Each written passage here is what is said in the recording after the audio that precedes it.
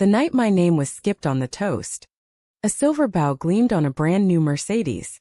My sisters. I left that dinner with nothing but a bus ticket and a folder of designs everyone said wouldn't feed me.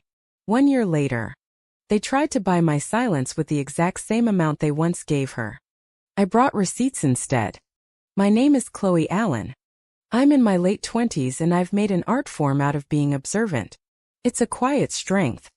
This stubborn gentleness my mother mistakes for weakness.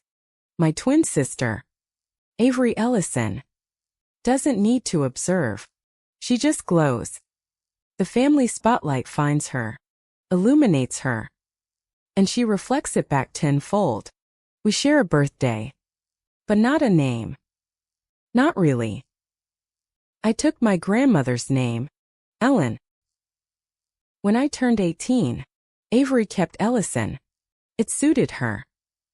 It was the family brand and she was and always will be the star product.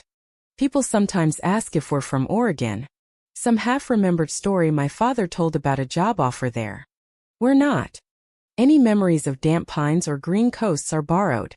Our canvas is Red Rock, New Mexico. Our childhood was defined by the high desert's dry winds. The kind that chap your lips and scour the paint off houses. The air here smells like dust and pinyon resin. Every evening, the sun bleeds out over the mesa, painting the sky in a crimson dusk so violent it feels like a promise or a threat. This isn't a place of gentle growth. It's a place of survival, of sharp edges and stark beauty. Our father, Greg Ellison, is the vice president of operations at Fathom Metrics. It's a fictional-sounding company that does something real with data logistics. But to me, it was always just the source of his obsession. He is a man drunk on numbers. He doesn't see a home. He sees an asset to be managed. He doesn't see daughters. He sees investments with varying degrees of return. Everything is a metric. Everything is a key performance indicator. Our mother Karen is a meticulous bookkeeper for a small law firm. She brought her work home. Not in her briefcase, but in her bones. She treats love like a ledger. Affection is transactional, dispensed for achievements, and quietly withdrawn for failures. Her ledgers must balance. And in our family, Avery was always in the black. I was a rounding error she couldn't quite reconcile. In the Ellison household, the family mantra was simple: results or it didn't happen. It was etched into the plaster. It was the subtext of every dinner conversation, every report card review. When they looked at Avery, they said the word potential, and it sounded like a coronation. It was a promise of greatness, a future already underwritten. When they looked at me, potential was a diagnosis. It was a problem to be solved, a deficit, polite way of saying, not yet expectations. The divergence started early. Before we were even 10, Avery was enrolled in summer STEM camps. She got robotics kits for Christmas, programming boot camps for her birthday. She was given machinery, tools to build, to assert, to conquer. I was given chores. Be practical, Chloe. My mother would say, handing me the grocery list or the mop. Someone has to keep the house running. So Avery learned to code Python, and I learned the precise chemical ratio to get wine stains out of white carpet. She built catapults for science fairs. I balanced the household budget for my mother's review. One of us was given the world to build. The other was given mop water to clean up the messes left behind. It wasn't malice. Not exactly. It was just allocation. They saw Avery as an engine and me as infrastructure. Engines get fuel. Infrastructure just has to endure. The family albums are full of this quiet testimony. Go back 10 years. 15 years. You will see Avery front and center, blowing out candles. Avery holding a tennis trophy. Avery and Dad laughing by the new grill. Avery and Mom in matching sweaters. I'm there. 2. I'm the one holding the camera in every frame. I am the unseen photographer. The steady hand documenting the life I was adjacent to but never centered in. My voice is the one saying, Say cheese. My shadow is the one stretching across the bottom corner of the frame. I was the curator of memories I wasn't allowed to star in if I ever did appear. It was an accident. A reflection in a window. A blurry arm reaching into the shot. I was the negative space that gave the real subjects their shape. So I found my solace in the margins. In my sketchbooks. I didn't draw people. I drew systems. I drew the root structures of desert plants, the flow of water through an AO, the intricate patterns of heat rising from asphalt. I found a different kind of world on climate dashboards that tracked glacial melt and ocean temperatures. At 2 a.m. When the house was silent and the connection wed its lonely song, I was on open source forums. I learned to code not at a camp, but from anonymous mentors in Germany and Brazil. I wasn't building robots. I was designing tiny sensor rigs. I'd go to thrift stores and buy old discarded electronics, broken VCRs, defunct remote controls, 90s-era computer mice. I'd harvest their parts. The resistors. The capacitors. The infrared sensors in my room with a soldering iron I'd bought with Save Chore money. I built things. Tiny. Delicate rigs that could read soil moisture or measure particulate matter in the air. They were small. Quiet. And they worked. They gave me results. My one connection to a different kind of world was my maternal grandmother, Nana Rosa. She was an Allen. Not an Ellison. She was earth and watercolor. Not spreadsheets and quarterly reports. She died when I was 12. And she left me one thing. Not jewelry. Not bonds. A wooden cigar box. Smelled like cedar and tobacco. And something faintly floral. Inside. There wasn't much. A few faded photographs. A string of turquoise beads. And a sheath of folded papers. Most were old land deeds for a patch of useless-looking desert scrub just outside Red Rock. The kind of land the county auctions off for back taxes. Tucked at the very bottom was a single watershare certificate. It was crisp official and embossed with the seal of the Red Rock Irrigation Cooperative. It looked important. But I was a kid. I didn't understand what it meant. I just knew it was mine. I kept the box hidden under a loose floorboard in my closet.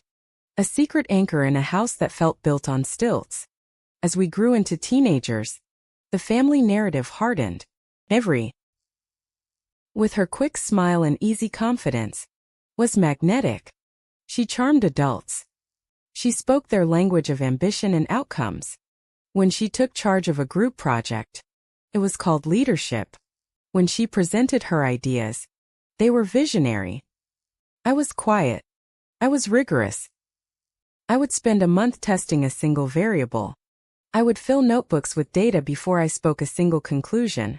My father, glancing at my meticulous logs, would call this a hobby.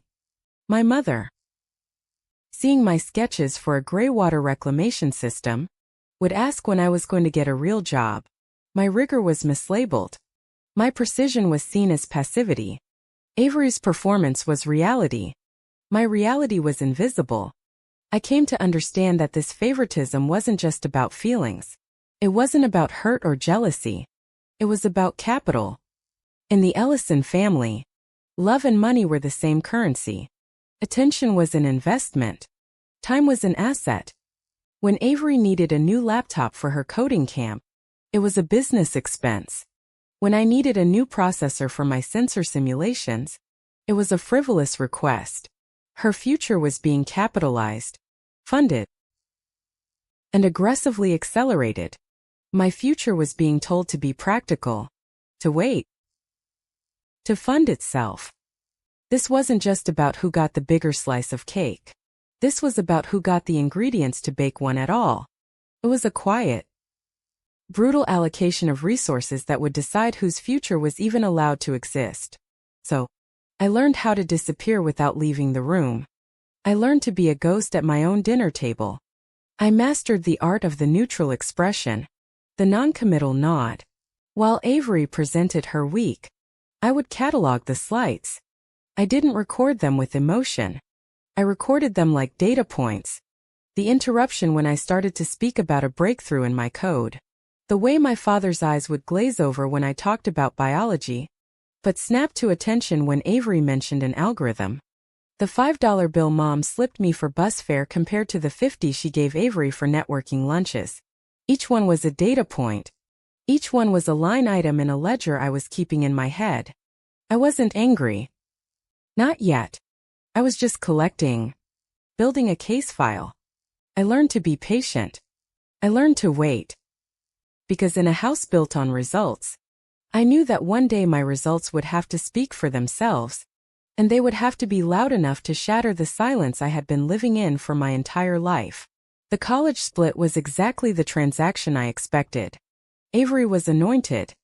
She was sent to Sonora Tech, an elite private university that looked more like a resort with a full stipend. I knew that stipend was a polite fiction, a line item in my father's budget. It was a blank check from Greg Ellison, a capitalization of his prize asset. I went to Mesa Valley State. It was the commuter campus wedged between the I-40 interchange and a dried-up riverbed on the other side of Red Rock. My funding was a different kind of portfolio, a patchwork of federal loans that accumulated interest before I even signed the papers, a small local scholarship I'd won for an essay on water conservation, and the wages from my new job. I was a barista at the Comet Cafe. The Comet was a 24-hour joint that smelled like burnt coffee, industrial bleach, and the weary desperation of people on their third consecutive night shift. My boss, S, was a man who believed schedules were a one-way contract, and student employees were as disposable as paper filters. I didn't mind the work. I minded the inefficiency, but it paid for my textbooks. I declared my major regenerative urban systems. It sounded grand and abstract. In reality, it was the formal academic name for what I was already doing in my bedroom at 2 in the morning. It was the study of how to build systems that breathed, how to make life grow in environments that were engineered to kill it. It was the science of my own survival, writ large in concrete and steel. My nights were when my real education happened. I'd get home from a 6-hour shift at the Comet, my hair smelling of the deep fryer, my jeans damp with mop water. I'd spread my textbooks and my salvaged parts across the small, scarred desk in my rented room. I was still building sensors, just like I had as a kid, but now they had a purpose. I was teaching salvaged microcontrollers, the tiny brains ripped from discarded smart home junk, how to read the specific salinity and moisture profile of high desert soil. It was delicate, frustrating work.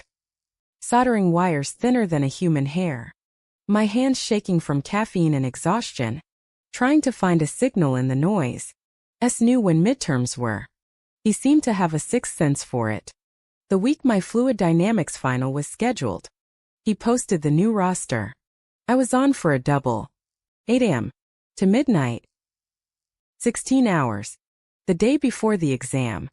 I stared at the laminated paper tacked to the greasy corkboard. I felt the familiar quiet descend. I didn't bargain.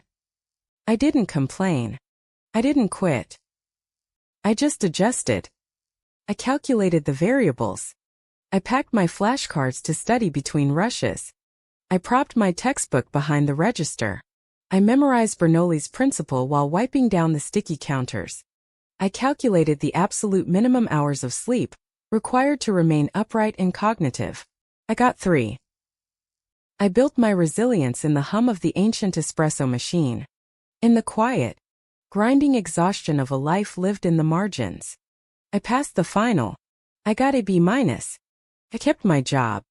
Then in my second year, I met Professor Jameson Vale. He was a legend in the biology department, a man who looked like he'd been carved from the same red rock he'd spent his life studying. He was in his late 60s with hands like gnarled pinyon roots and eyes that missed absolutely nothing. I was in his arid biomes lecture, a 300-person auditorium class I usually sat in the back of. I turned in my midterm essay on the last page. I'd attached a 4-page handwritten addendum. It was a series of annotations cross-referencing his lecture with a new obscure paper I'd found on fungal networks in the Chihuahuan Desert. I hadn't expected him to even read it. He called me to his office. The room was chaos, smelling of dry earth, old paper, and strong black coffee. He didn't look up when I came in. He just tapped my paper, specifically the addendum. You disagree with my 1998 paper on cheatgrass adaptation? He stated it wasn't a question. I froze. My pulse hammered. Yes, sir. I think the new data on soil microbiome signaling suggests a different pathway. He finally looked up. His gaze was intense, not unkind, but heavy. You're meticulous. You check the sources. You follow the data, not the reputation. He leaned back, the springs of his old chair groaning. Rigor, Miss Allen, is just love of truth. The rest is performance. It was like a key turning in a lock I didn't know existed my entire life. My family had called my meticulous nature a hobby, fixation, a failure to launch. In one sentence, had reframed it. He had given it a name. Rigor. He didn't offer praise. Praise is performance. He offered utility. I have an empty shelf in the upper lab. B-wing keys with the grat-ta. Don't make a mess. That was it. It wasn't a stipend. It wasn't a grant. It was a single metal shelf, 3 feet wide and 2 feet deep. It was the first piece of capital I had ever been given. I went to the hardware store and bought a label maker with my tip money. I printed a small white tag and stuck it to the edge of the metal shelf 0. In every coding language I knew. Index. The true beginning of any array. Any list is 0. This was my start. Shelf 0 became my sanctuary. It was my church. It was there I refined my thrift store rigs. I worked on a calibration script. My sensors kept drifting. The data they sent back was unreliable, skewed by the lab's fluctuating humidity and the electronic noise from the physics department next door. I spent 3 solid weeks, nights bleeding into mornings, writing and rewriting a single Python script. I called it AutoCalPy. It was simple in theory. I programmed it to use the one truly stable data point in the desert. The precise moment of pre-dawn humidity. Just as the temperature hits its nadir, it would use that moment as its ground truth, 0 point, and recalibrate the entire network. One Tuesday at 3:17 in the morning, I watched my laptop screen. The error bars on my graph, which had been fluctuating wildly. A digital screen suddenly narrowed. They flattened. They held. A stable line. A whisper of truth. I bought a tray, some substrate, and a packet of basil seeds. Basil. Fragile. Water-loving plant that had no business existing in red rock. I built a small, ridiculous-looking array above it. Using hacked LED strips from a broken television, I aimed my new calibrated sensors at the soil. The basil grew. Didn't just survive. It thrived. The tiny LEDs clicked on and off. A small pump whispered. All of it governed by my code. By my data. The scent of fresh basil in the dry, sterile lab air was greener, louder, and more real than any applause I had ever heard. The family group chat Ellison updates was a constant glowing stream of Avery success. It buzzed in my pocket while I scrubbed the milk steamer. Avery Ellison just won the sophomore pitch competition. My AI retail logistics model got a standing O. Greg Ellison. That's my girl. Results. Fathom Metrics is recruiting hard from Sonora. Let me know if you want an introduction. Karen Ellison. Clapping emoji. Clapping emoji. Star emoji. Moneybag emoji. So proud of our future CEO. I'd look at the screen. Then I'd look down at my own hands. They were red and raw. The knuckles cracked from the industrial sanitizer at the Comet. My cuticles were stained with solder flux. They were dishwasher wrinkled. I wiped them on my jeans and typed Chloe Allen. My basil tray is thriving under the new sensor array. Stable calibration for 72 hours. The message ticked over. Read by Greg Ellison. Read by Karen Ellison. Read by Avery Ellison. No emojis. No proud of you. Just the blue silent scene checks. My work was invisible. My hands were invisible. The exhaustion finally collected its debt. It was 103 degrees in Red Rock. A brutal July scorcher. The comet's ancient air conditioning was gasping, just spitting out hot, damp air. I was on hour 7 of a double shift S had guilt me into. My undershirt plastered to my back. After the shift, I ran to the lab. I had to check a long-term calibration test. I remember the world feeling tilted. The smell of hot asphalt from the parking lot was suffocating. The next thing I knew, I was on a cot in the student health clinic, my skin cold and clammy, a nurse checking my pulse, a grad TA from Vale's lab. A quiet guy named Ben was standing in the doorway. He'd found me slumped over my keyboard on shelf 0. The heat exhaustion from the double shift had hit me hours later. A delayed reaction. Ben had called my emergency contact, my mother. She hadn't picked up. The next day, Professor Vale found me in the lab. I was embarrassed, already trying to make up for the lost time. He didn't say a word about my collapse. He just slid a plain white envelope onto my workbench. Inside was a single $20 bill. Bus fare, he said. His voice rough as sandpaper. Not pity. He tapped my monitor. Go home. The instruction is to rest, not to perform. Rest? Not perform. The words echoed in my skull. It was the antidote to my entire childhood. I went back to my room, but I didn't rest. I sat at my laptop, the one I'd bought with loan money. I thought about Vale's words. I thought about my father's mantra, results or it didn't happen. But they only saw the result. They never saw the cycle, the work, the failure, the exhaustion, the recalibration. I tore a yellow sticky note from a pad. I wrote 2 words on it with a black marker. Finish cycles. It wasn't about the one-time flashy result. It was about seeing the whole process through. It was a term from coding, from biology, from engineering. It meant completion. It meant integrity. It became my new mantra. I taped it to the battered lid of my laptop. That night, I was supposed to be studying for an economics quiz. I was procrastinating, scrolling through the free university webinars. An ethics webinar of all things caught my eye. Estate planning and educational funds. An ethics primer. It was painfully dry. It was boring. It was exactly the kind of detail my brain latched onto. Clicked it. A lawyer in a bad suit was droning on about 5 and 29 college savings accounts. He said a phrase that snagged on something in my mind. Strict regulations regarding beneficiary designations. Custodian, usually the parent, cannot redestate funds to another individual, even a sibling, without the original beneficiary's consent once they are of legal age. However, guardian-held subaccounts are a common and often misused loophole for premature transfers. It was just a string of words. It had nothing to do with me. I was paying my own way with my own loans. My ledger was clean. But my mind, the one that catalogs everything, filed it away.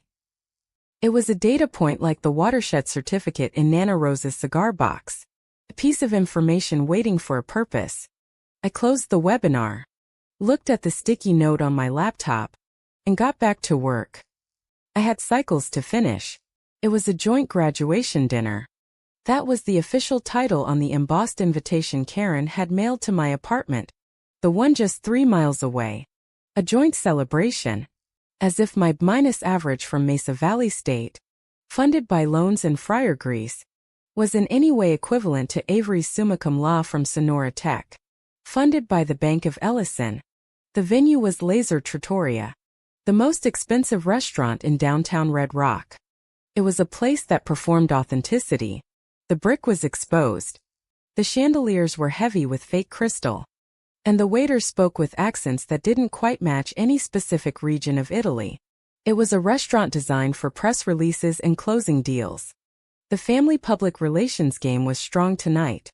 Greg and Karen were in command, greeting the manager by name, ordering a bottle of wine that cost more than my monthly food budget.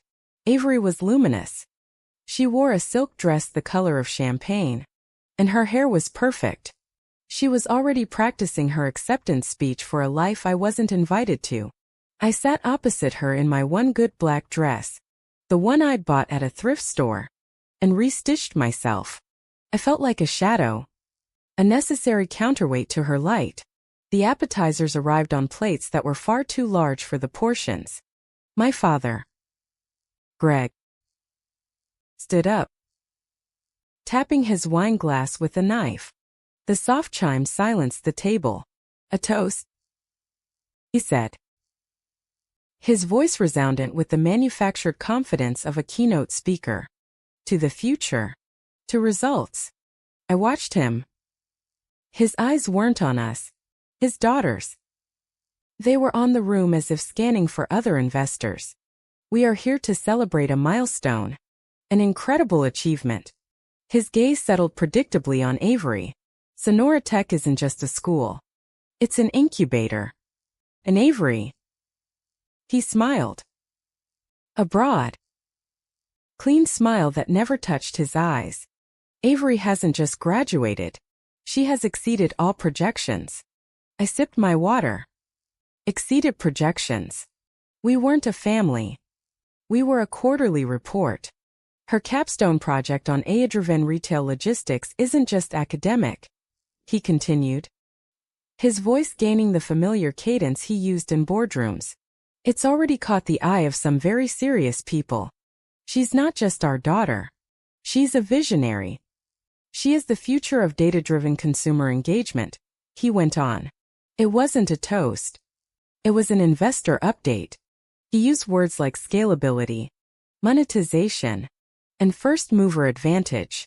My mother, Karen, watched him with a look of pure transactional adoration.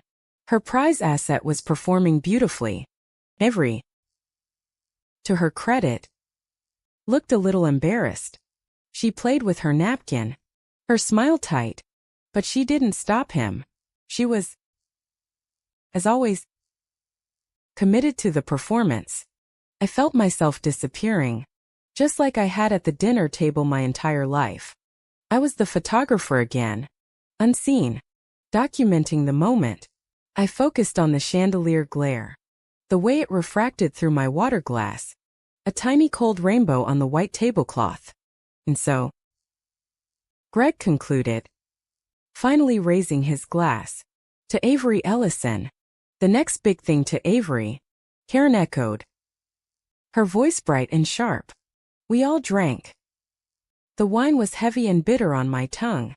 But, my mother said, placing her glass down with a delicate click, we all know that visionaries need the right tools. She reached down to the empty chair beside her and retrieved a flat rectangular box covered in black velvet. It looked like a case for a priceless necklace. The table went silent. Greg was filming now. His phone held steady. Avery, honey, Karen said, her voice thick with practiced emotion. Your father and I, we've talked a lot about your runway, about what you need to launch properly, and a CEO can't be taking ride shares. She slid the box across the table. It stopped perfectly in front of Avery's plate. Avery's hands, manicured and steady, opened the lid. Inside, resting on a bed of white satin, was a single car key attached to a small silver Mercedes-Benz emblem. Avery gasped. It was a good gasp. Theatrical but believable. Mom, Dad, you didn't. A white C-Class, Greg said, his voice narrating for the video. With the full tech package. Results get rewards. Sweetheart. You earned it. Applause rolled through our small section of the restaurant. Other diners turned to look, smiling at the public display of generational wealth. Phones were out. Avery's friends, who had been invited to join for dessert, were capturing the moment from every angle. I just watched. I watched the light catch the silver emblem. I watched Avery wipe away a single perfect tear. The sound of my chair scraping on the tile floor was like a record scratch. It was too loud. Cut through the applause. The laughter. Everything stopped. Every eye at the table swiveled to me. I hadn't meant to make a sound. It was just an involuntary reaction. My muscles tensing. My body trying to retreat. But now I had the stage. The spotlight. For one hot, terrible second was on me. Greg lowered his phone, his expression hardening from proud father to operations VP managing a disruption. Avery's smile faltered. Karen's face went perfectly, terrifyingly blank. I looked at my father. I looked at my mother. I looked at the velvet box. My voice came out even. It was quiet. But it carried in the sudden silence. It wasn't angry. It wasn't pleading. It was the voice I used in the lab. It was an audit. And me? The temperature at the table didn't just drop. It plummeted. It was the Arctic void. My father was the first to recover.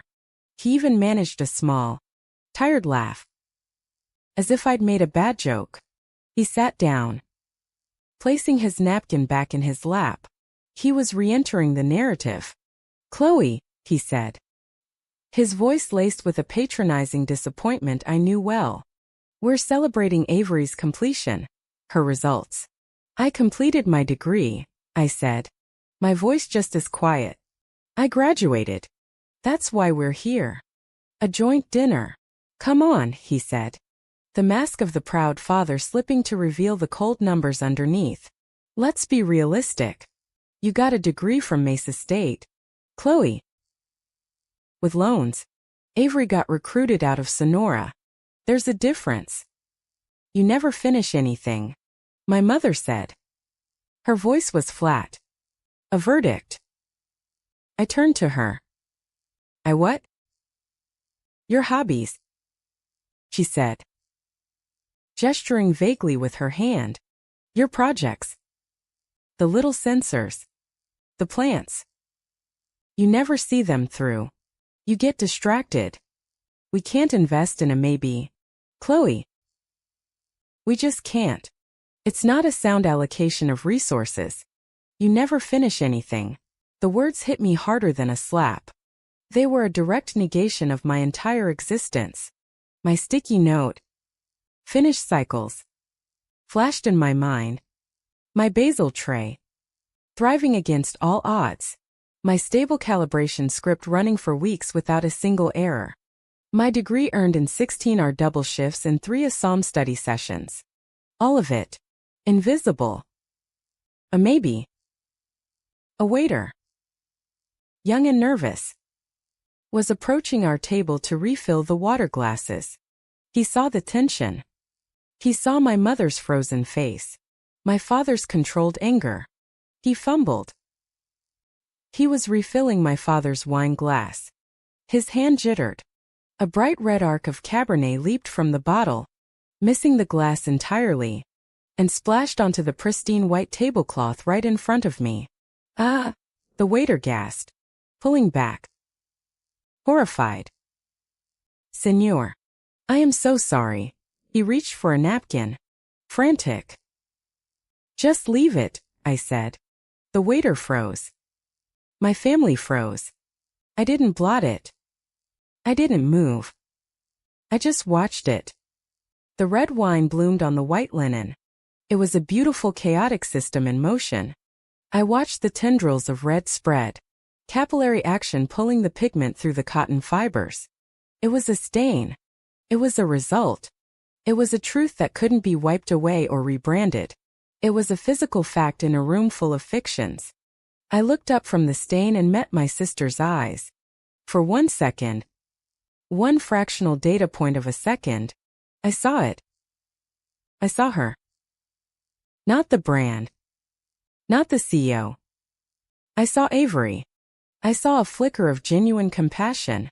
A flash of horror at the naked, brutal cruelty of what had just been said.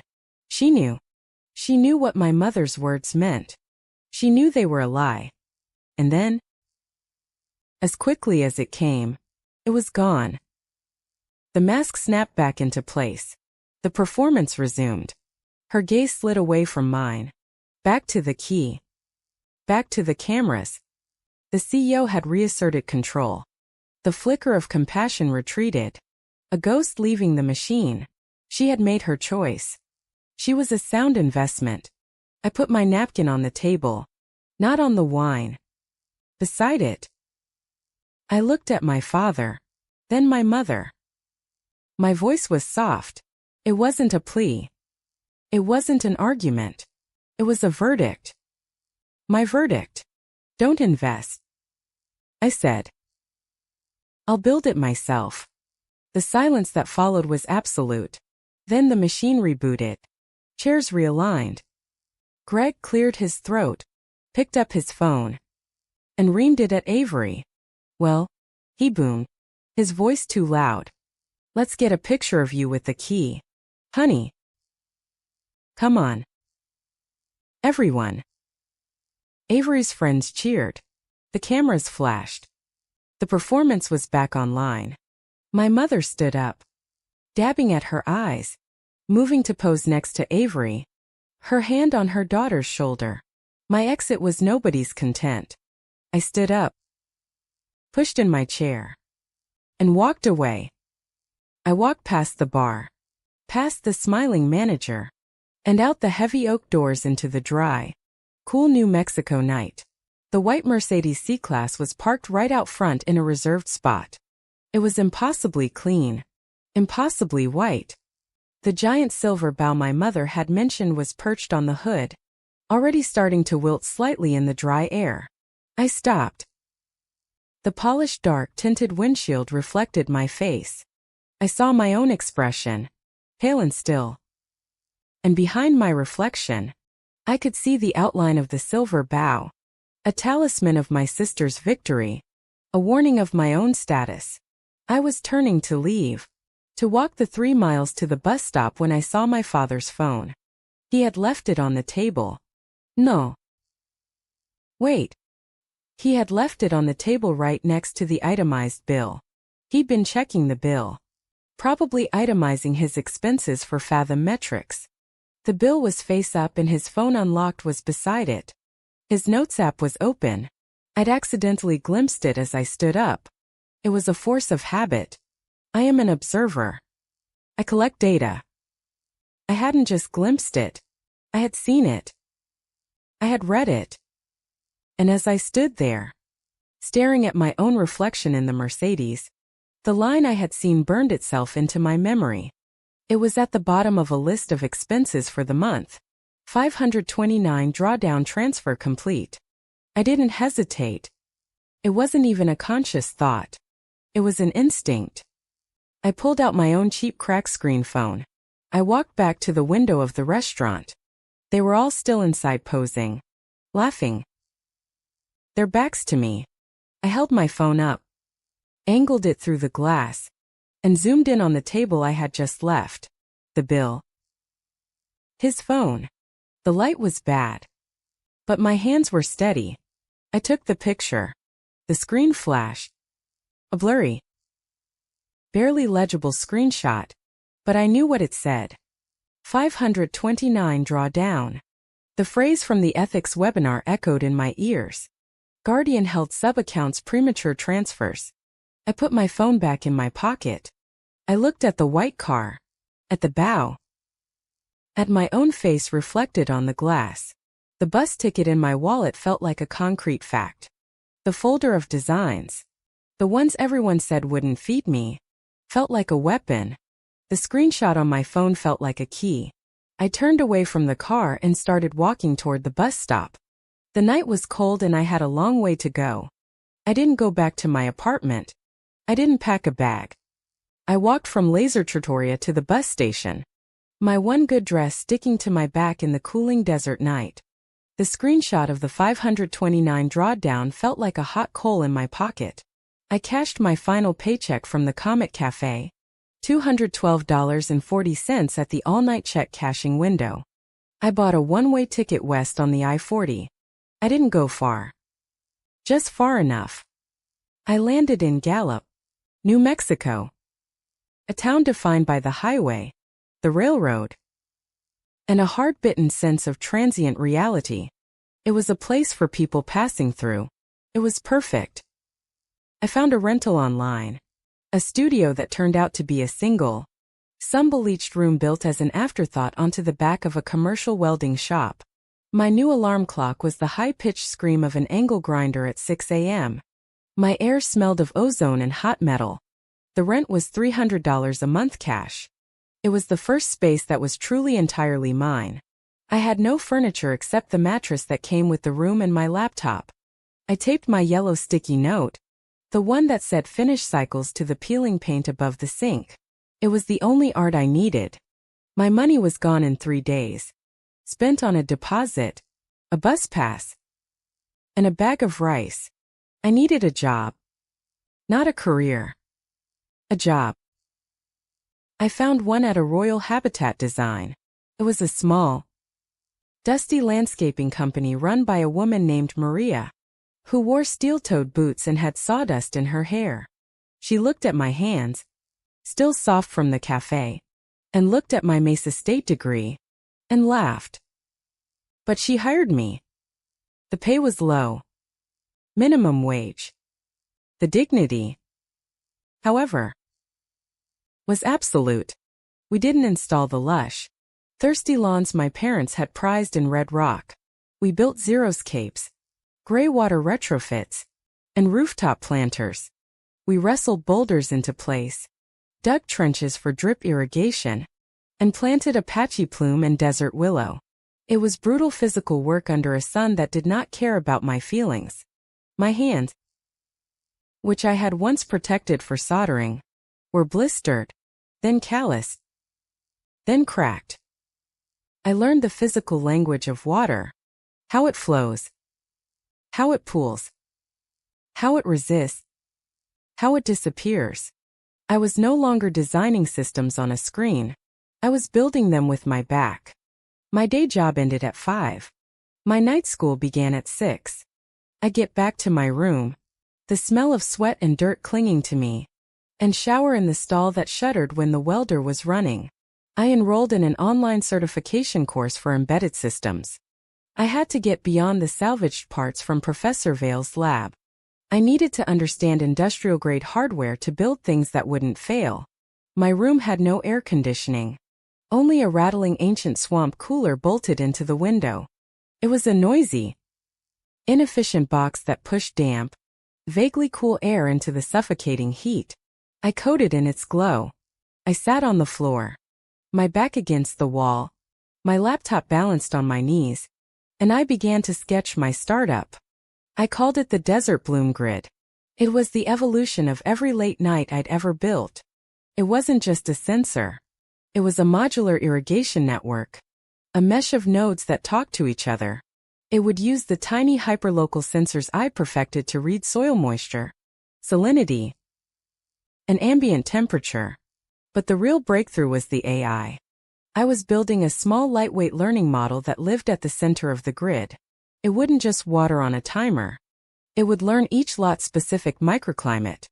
It would learn that the stucco wall on the west side radiated heat until 9 p.m., requiring a targeted drip cycle. It would learn that the shadow from the neighbor's pickup truck gave a 4-foot patch of soil an extra hour of shade. It wouldn't just be an irrigation system. It would be a nervous system for the landscape. A way to make the desert breathe.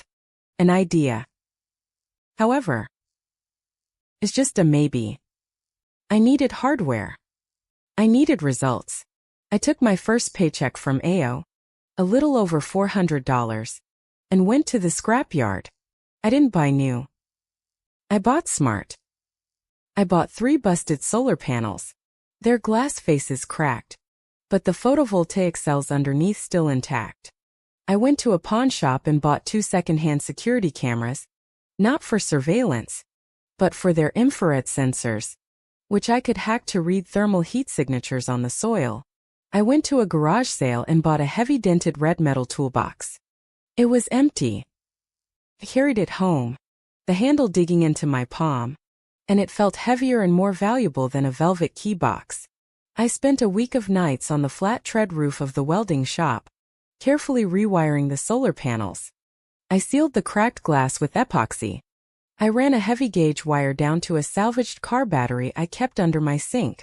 The first time my laptop, my soldering iron, and my single lamp all ran off the power of the New Mexico sun, my power. I felt a jolt of something cold and clean. I was stuck on a data scaling problem. My sensors were talking, but the network was choking. I was too proud to ask for money, but not too proud to ask for advice. I emailed Professor Jameson Vale. I didn't tell him about the dinner. I didn't tell him where I was. I just sent him the schematic, the error logs, and a single question. Subject data packet collision in mesh networks. He replied 12 hours later. His email was, as always, brutally efficient. Your math is sound. Your assumptions are wrong. You're trying to build a highway for a bicycle. You don't need bandwidth. You need a better traffic controller. He didn't offer a solution. He offered a contact. There is a county extension agent in Gallup named Arthur Sims. He understands municipal water tables. I've sent him your name. The door opened a crack. Arthur Sims was a man who lived by regulations. He looked at my hacked-together hardware with deep suspicion. My prototype built from scrapyard parts and salvaged electronics was not to code. This is a fire hazard. Miss Allen. It's a proof of concept. Mr. Sims. I countered. It's a fire prevention. It creates green zones. It runs on 12 verses. He wasn't impressed. The door closed. So, I went around the door. I put on my one clean shirt, the one that wasn't stained with grease or dirt, and I started walking. I looked for the ugliest properties in Gallup, the dead courtyards, the asphalt parking lots with planters full of baked dirt and cigarette butts. I cold-called landlords. I got hung up on. I got told I was crazy. Finally, I honed my pitch. It was the be practical voice my mother had demanded, now weaponized. My name is Chloe Allen, I said to the manager of a rundown apartment complex, pointing to his courtyard of dead rose bushes. I see you're spending money on water to keep that dirt wet. Let me try something. I will install my system. It will cost you nothing. Pay me only if the plants live in August. They're dead. I'll haul it all away. No charge. August. The killing month. The month the sun is a hammer. 23 rejections. Then one. Yes. It wasn't a landlord. It was a church. It's Jude's Community Church. A small cinder block building in a rough neighborhood. They had a rooftop garden. A collection of wooden boxes meant to grow vegetables for their soup kitchen. It was a graveyard. We can't afford the water, child. Father Michael told me. His face is cracked and dry as the soil. And we can't afford to fail the people we feed. I'm not asking you to afford anything, Father, I said. I'm just asking for the roof. I called it Pilot 01. I used my weekends off from Arroyo, hauling my solar panels, the car battery, and my new toolbox up the rickety fire escape. I ran PVC pipe. I embedded my sensors. I planted basil. It was a deliberate echo of Shelf Zero. It was a dare to the universe for a week. I sat on that roof every night, my laptop plugged into the battery, monitoring the data stream. I watched my tiny AI learn the shadow of the church's cross as it moved across the planters. I watched it adjust the drip rate micro-drip by micro-drip. Then the heat wave hit 105 degrees 107. The asphalt in the parking lot below was soft enough to leave footprints in. I climbed the ladder each evening, my heart in my throat, expecting a yellow withered failure. The basil lived. It was dark green, vibrant, and defiant. When Father Michael came up to the roof at the end of the week, he just stood there. He touched a leaf gently as if it were a relic. "It's a miracle," he whispered. "It's data, Father," I said. But I was smiling.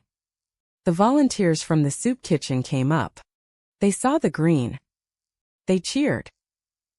It was quiet. Just 6 or 7 people on a hot roof. But it was the first applause of my life that wasn't for Avery. It was for my work. It was for a result. The win was critical. But it wasn't paying. I opened the Excel tab on my laptop. The tab was titled Runway. It was a simple calculation of my $812 in savings against my $300 rent. I had 7 weeks left. 7 weeks until I was homeless. I had to cut expenses. I looked around my room. There was nothing to cut. I was already eating 1 meal a day. I was walking everywhere. I looked in the small, cracked bathroom mirror. My hair was getting long. A waste of shampoo and water. I took the tin snips from my new toolbox and cut it myself. Short, jagged, practical. It fell in clumps onto the linoleum. In the corner of the room sat my old acoustic guitar. Nana Rosa had bought it for me. It was the last thing I owned from my childhood. The last thing that held any sentimental value. I sold it to the same pawn shop where I'd bought the cameras. I got $150. It bought me 2 more weeks of runway. That night, I sat on the floor. The swamp cooler rattling. My hand rubbing the back of my newly shorn, bristly head. I looked at the sticky note. Finish cycles. It wasn't enough. That was the lab motto. This was the world. I took a new sticky note from my bag. I wrote, "Finish cycles. Deploy. Measure. Iterate." It was the loop. The complete loop.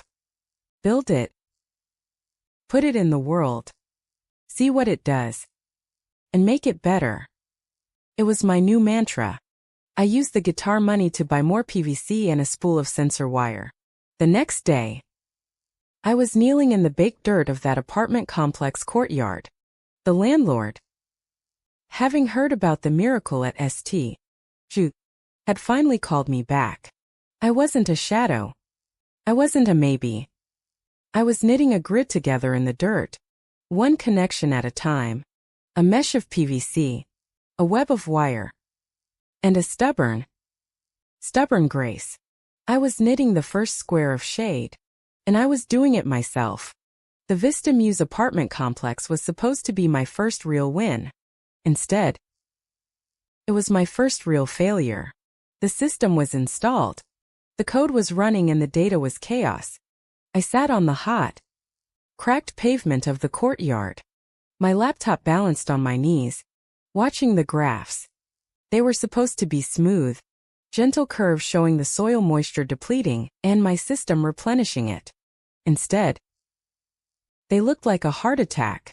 The data flickered like heat on asphalt, spiking into the red and then plummeting to 0 over and over. My valves were chattering, opening and closing every few seconds, confused by the nonsensical signals. Plants, which had looked so hopeful, were already starting to wilt. "You got till the end of the week, kid," the landlord had grunted, jabbing a thumb over his shoulder. "Then I'm ripping it out and sending you the bill for the sod." I was failing and I didn't know why. The answer came as a high-pitched whine that made my teeth hurt. Next door, separated from the courtyard by a chain-link fence, was a tow yard. As I watched my screen, a massive hydraulic lift groaned, hoisting a wrecked sedan into the air. The operator's voice crackled over a radio dispatcher. And every time he keyed his mic, my data went insane. Radio interference. My sensors were delicate. Le rift stories. They were screaming. And the tow yard's cheap, powerful radio was drowning them out. I couldn't move the tow yard. I couldn't afford shielded industrial-grade sensors. I sat there tasting the dust and the failure. I felt the old familiar invisibility creeping in. My mother's voice. "You never finish anything. I looked at my sticky note now taped to the inside of my toolbox lid. Deploy. Measure. Iterate. I was on the iterate part. I thought back to shelf 0. To the lab. The problem was the same electronic noise from the physics department. The solution had to be the same. 2. I pulled out a fresh legal pad and started to code right there in the dirt. I wasn't just reusing AutoCal Pi. I was rebuilding it from the ground up, fortifying it for the real world. The lab version was gentle. This one needed to be a bouncer. Filter. A brutal gatekeeper. The logic was the same. The real world was full of lies. Radio noise. Heat fluctuations. Bad data. But the desert had one reliable truth. Every single day. The pre-dawn. That moment. Just before the sun broke the horizon. When the humidity peaked and the temperature hit its absolute stable low. That would be my ground truth. I spent the next 48 hours in a sleepless caffeine-fueled haze. I worked my shift at Arroyo, came to the courtyard, and coded until my laptop battery died. I'd recharge it from my solar-powered car battery, sleep for 2 hours in the cab of the work truck, and start again. I programmed the grid to shut down all sensors except one master node at 4:30 a.m. on GM. This node would take a single definitive reading of the soil moisture and air humidity, stamping it as ground truth. Then, when the tow yard fired up at 7 and the data stream turned to garbage, my new AutoCal script would kick in. It would read the incoming noise, compare it to the 4:30 a.m. truth, and mathematically subtract the interference. It was a rolling, constant calibration that filtered out the lies. On the third morning, I uploaded the script. I sat there, my heart pounding, and waited for the tow yard to open. 7:01. The first crackle of the dispatcher's radio hit the air. The graph on my laptop jittered. A single violent spike. And then the new code caught it. The line wavered and then it flattened. It held. The error bars which had been screaming across the whole screen narrowed. They held. The valve stopped chattering. The system was quiet. It was listening. It was working. That's a hell of a workhound. The voice made me jump. I'd been so focused. I hadn't heard him approach. He was wearing the blue uniform of the Gallup Water District, a clipboard in his hand. He looked to be in his 40s. His name tag reading Diego Prieto. "You're not supposed to be tapped into the main junction," he said, not angrily, just as a statement of fact. "I'm not," I said. My voice. "I'm running a submeter. I'm just monitoring the flow." He looked at my setup. The solar panel. The dented toolbox. The rat's nest of wires. Looks like a fire hazard. It was the same thing Arthur Sims had said. "It's a water-saving system," I said, too tired to be polite. "It's working." Diego glanced at my laptop screen. He was a utility technician, a man who lived by empirical data. He pointed at my flow rate graph. "That's your reading? Yet, it's wrong." "It's not," I said, my defensiveness flaring. "It's calibrated." He sighed, clicked his pen, and flipped a page on his clipboard. "The city's main meter for this property has a pulse log. It reports a digital signal back to us for every gallon that passes through it. It's not a guess. It's a fact." He showed me the log. "Your calibrated reading is off by, let's see, 6%. My heart sank. A 6% error rate was a failure.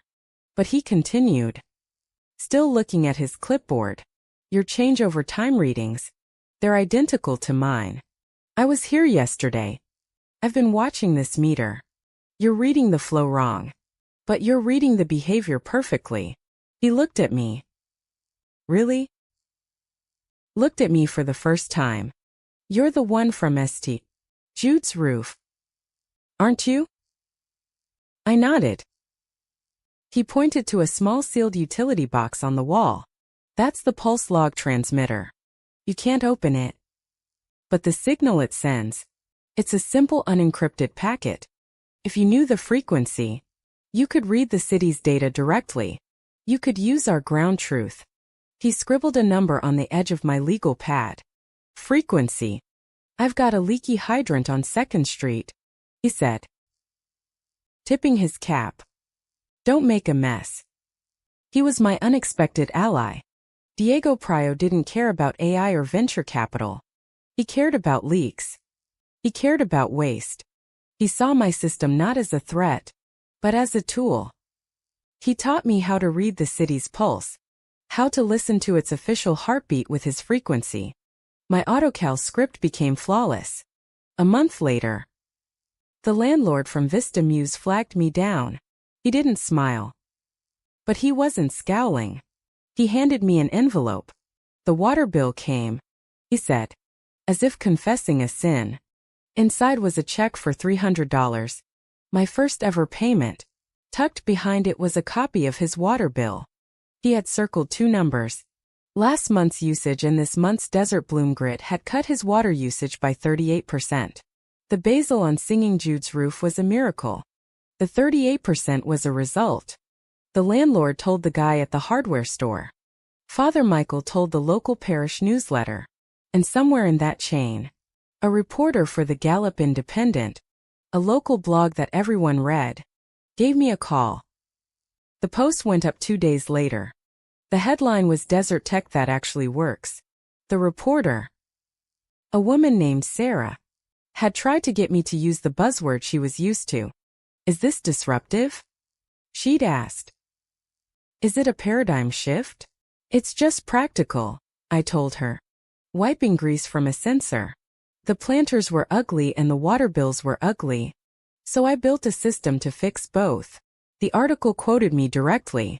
Focused on the 38%. Focused on the recycled parts. Focused on practical verbs, not abstract nouns. The day that article went live, I walked into Gila Hardware to buy more PVC pipe. My runway spreadsheet was still showing an alarming lack of funds. I was putting half the pipe back when the owner, a man named S, a different S, a better S, stopped me. You're the Desert Bloom girl, right? He asked. I am. I read that article. 38%. That's a real number. He tapped the counter. You're good for it. Set you up a net 30. Pay me when you get paid. I stared at him. It was a line of credit. It wasn't venture capital. It was trust minted in dust and results. It was the most valuable investment I'd ever received. With a line of credit, I was no longer just a girl with a hobby. I was a business. I spent $100, my last $100 of actual cash, and went to the county clerk's office. I filed 2 sets of papers.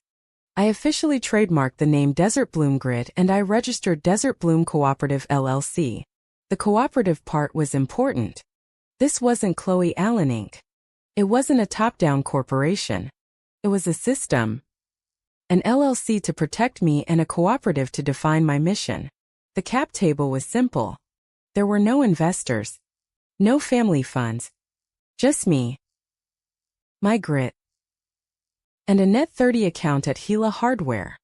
My work from Arroyo Habitat gave me access to the city's grid. My LLC gave me legitimacy and the blog post gave me a reputation. I got an email from Professor Vale. It was rare for him to initiate contact. Subject article. The body was just as short. Good numbers. They will try to take it. Protect your IP. Now, the threat assessment was chilling. There wasn't a specific who, but I knew what he meant. Ideas when they're just hobbies are safe. Ideas when they cut usage by 38% become valuable and valuable things get taken. That night I didn't sleep.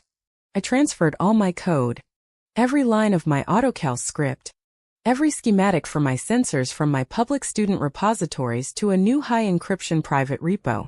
But digital wasn't enough. I plugged a new 128 GB USB drive into my laptop. I encrypted the drive and copied everything. A complete physical backup. I went to the loose floorboard under my bed and pulled out Nana Rose's cigar box. I opened it. The smell of cedar and old paper hitting me.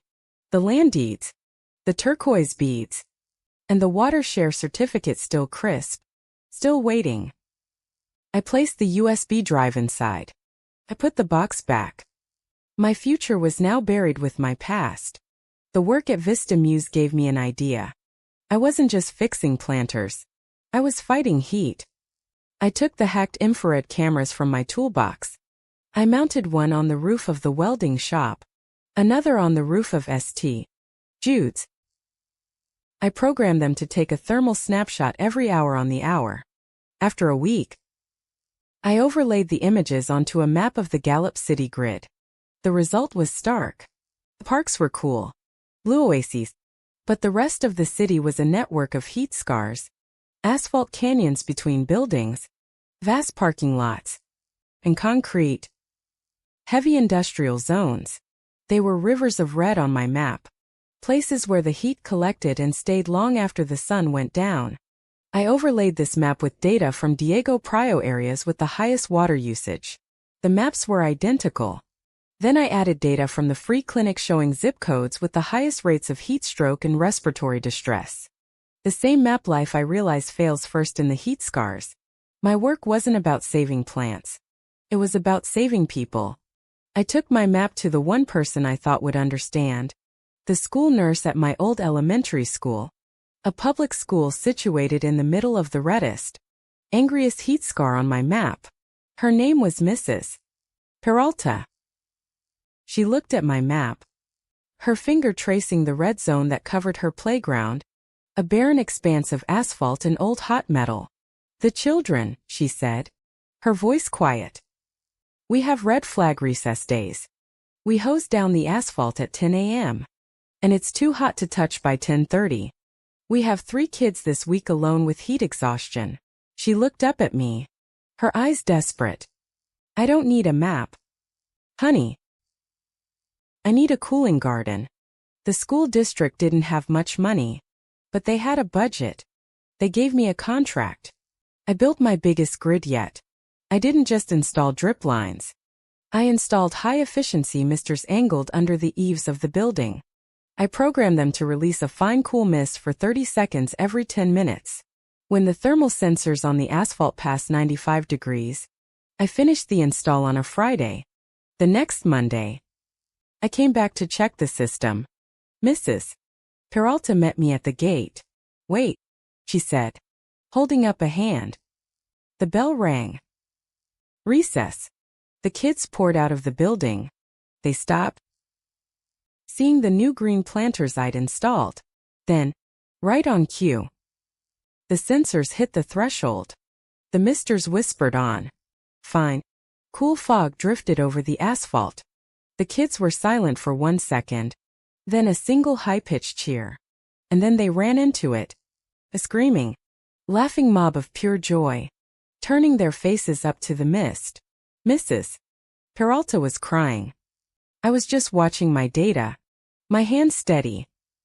The temperature on the asphalt dropped 15 degrees in 10 minutes. That night, I went back to my room. I opened my runway spreadsheet. I created a new tab. Invoices. I created a PDF invoice for the Gallup Unified School District. I billed them for parts, for labor, and for a system configuration fee. The total was $4,250. I stared at the number 4,250. It was the first invoice I had ever written that had a comma. I hit send. I wasn't a maybe anymore. I was a cooperative LLC and I was just getting started. The first intrusion was digital. It arrived on a Tuesday, buzzing in my pocket while I was on a ladder at the Vista Muse courtyard upgrading a sensor node. It was a direct message. The first one I'd received from my sister in almost a year. It wasn't an apology. It wasn't a question. It was just a link. Clicked it. The screen on my phone filled with a sleek minimalist website. Champagne-colored text on a white background. The logo read Avery Ellison Labs. The tagline was Reimagining Retail with AI Greenery. I scrolled. It was all corporate buzzwords. Synergistic design. Consumer-facing botanicals. Data-driven atmosphere. Then I got to the gallery. My stomach went cold. The photos were beautiful. Professionally shot and sterile. They showed sleek, modular planters in high-end storefronts. They showed elegant rooftop bars with lush green walls. And the aesthetic? It wasn't suspiciously like mine. It was mine. It was my work laundered through a high-end design firm. The same asymmetrical groupings of desert willow and Apache plume. The same narrow powder-coated steel misters I had custom-ordered from a fabricator in Albuquerque. It was my DNA. Stripped of its grit. Repackaged for a luxury consumer. I scrolled to the technology page. It was vague. Full of jargon about responsive microclimates and adaptive growth algorithms. There were no numbers. No data. No 38%. I closed the link. My hand steady. I wiped the dust from the sensor, finished the connection, and climbed down the ladder. She had shown me her deck. Now I knew the game. The physical intrusion came 3 days later. It was a Thursday, just afternoon. And the sun was a hammer. I was back at Vista Muse, logging the performance of the new node. A black rented Suburban, the kind politicians use, pulled into the gravel parking lot. It was so out of place it looked like a hole in the reality of the dusty courtyard. My father, Greg Ellison, got out of the driver's seat. My mother, Karen, got out of the passenger side. She was wearing white linen pants that were entirely unsuited for gallop. 2 men in expensive dark gray suits got out of the back. They looked uncomfortable in the heat. My parents didn't see me at first. I was kneeling by the main junction box. My toolbox open. This is it, Greg said to the men, gesturing expansively at my work. The foundational concept a little rough obviously, but you can see the potential for scalability. The men looked at the courtyard. Their expressions neutral. They looked at the PVC, the salvaged solar panel, the hand trenches. Chloe. Honey. My mother had spotted me. Her voice was a bright, false performance of surprise. We were just in the area showing our friends from Jasper and Pike Capital some of the local innovation. We had no idea this was one of your little projects. Hello, Mother. Father. I stood up slowly, wiping my hands on a rag. I didn't smile. This is it. Huh, Greg said, clapping one of the investors on the back. He walked over, his expensive shoes crunching on the gravel. He didn't look at me. He looked at my work. It's cute. Very resourceful. Chloe really captures that rustic blue-collar aesthetic. He then turned, placing himself in the center of the courtyard.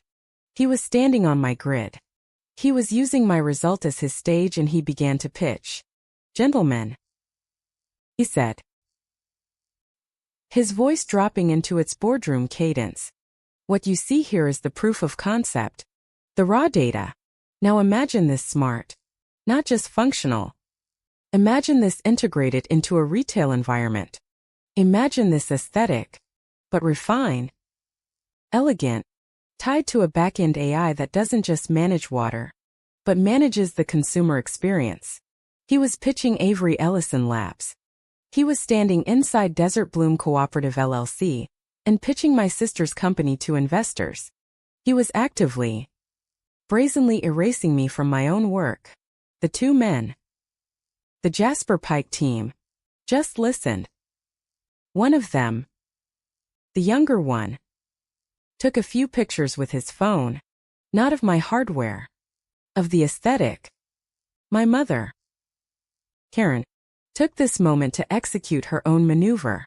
She glided over to me, her smile tight, and pressed a thick cream-colored envelope into my hand. We are so proud of you. Honey, she whispered as if sharing a secret to see you finally finishing something. It's just wonderful. I opened the envelope. It was a congratulatory card. Inside, beneath the pre-printed flowery script she had written, "To help you finally scale," tucked inside was a check. A blank check signed with her neat bookkeeper signature. I looked at the check. I looked at her. The polite knives were out. A blank check wasn't an investment. It was an insult. It was the price of my silence. It was a hobby payment.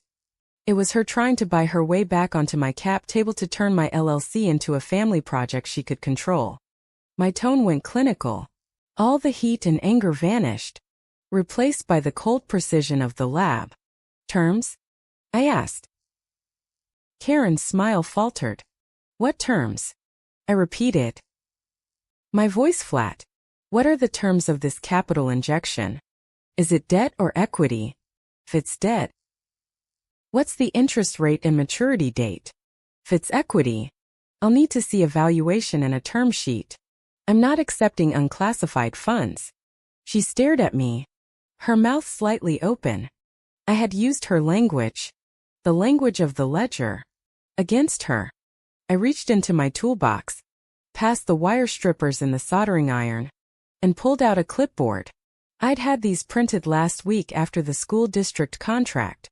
I slid a single one-page document from the clip and held it out to her. "And for this meeting," I said, "I'll need you and your partners to sign my standard non-disclosure agreement.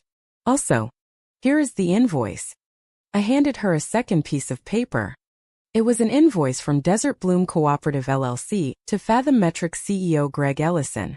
The line item read, "Facility usage and commercial investor tour Vista Muse Courtyard."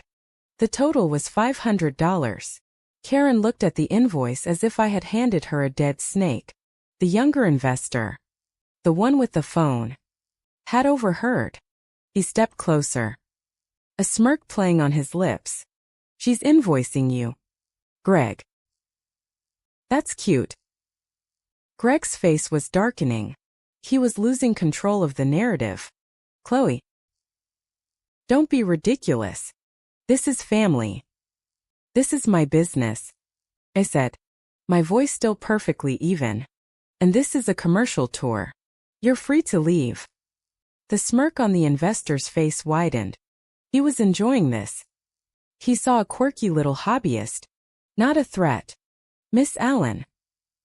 A new voice cut through the tension. I turned. It was Diego Prieto. His Blue Water District truck parked just behind the black Suburban. He tipped his cap to me, completely ignoring my family and their guests. "Diego, what's up?" "Just checking the municipal meter," he said, his voice carrying clearly across the courtyard. "But I wanted to tell you that new AutoCal script you deployed at the elementary school, the one that reads the hydrant flush demand." I nodded. "We ran the numbers for the whole district," he said. "You haven't just cut their water usage. You've cut our hydrant flush demand on that entire block by 20%. The superintendent is thrilled. You're not just saving the school money. You're saving the city water. You're actually stabilizing the pressure in the municipal lines." The smirk on the investor's face didn't just recede. It evaporated. He looked at Diego. He looked at me. He looked at the gritty functional hardware. Diego wasn't a maybe. He wasn't cute. He was the city. He was infrastructure. He was a real-world result as if on cue. The passenger door of the Suburban opened. Avery stepped out. She was wearing a tailored champagne-colored suit, holding a sleek tablet. She was the star arriving just in time for the finale. "Sorry I'm late," she called, walking toward the investors who greeted her by name. She saw the tableau. Me holding an invoice. My mother holding a blank check. My father looking furious and Diego, a city official, praising my work. Avery, the master of optics, moved to fix it. "Chloe," she said, her voice full of warmth. She crossed the gravel and pulled me into a hug. It was for the cameras. The younger investor's phone was already up. capturing the sisterly support. She squeezed me tight, her mouth next to my ear. "Join me," she whispered, her voice a cold, sharp contrast to her warm embrace. "This is a waste of your time.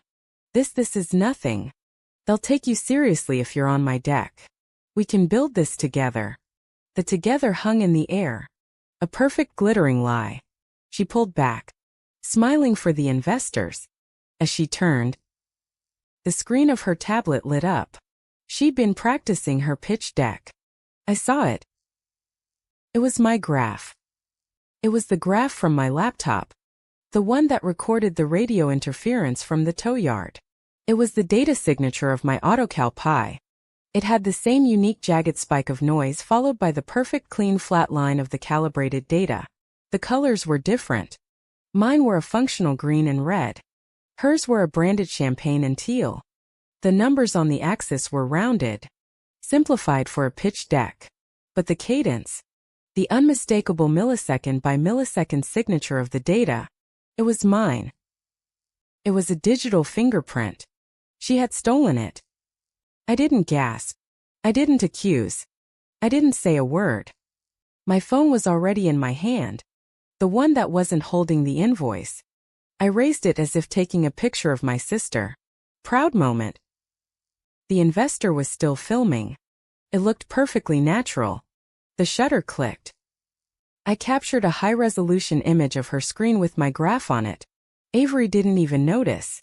She was already launching into her pitch, her voice smooth and confident, telling the investors how Avery Ellison Labs was using predictive AI to create revolutionary data models. I looked at my mother. Her smile was a brittle painted-on thing.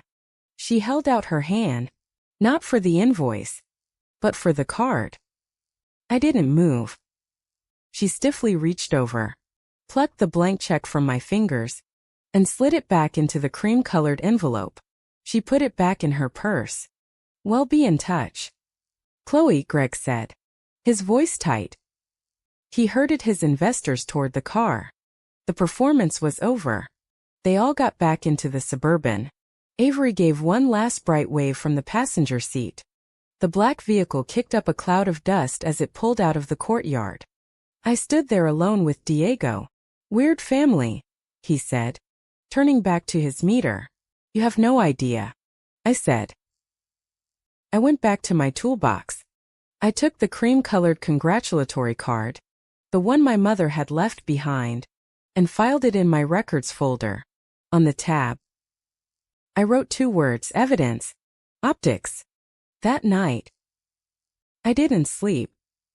I sat in my room. The sound of the welder, long silent.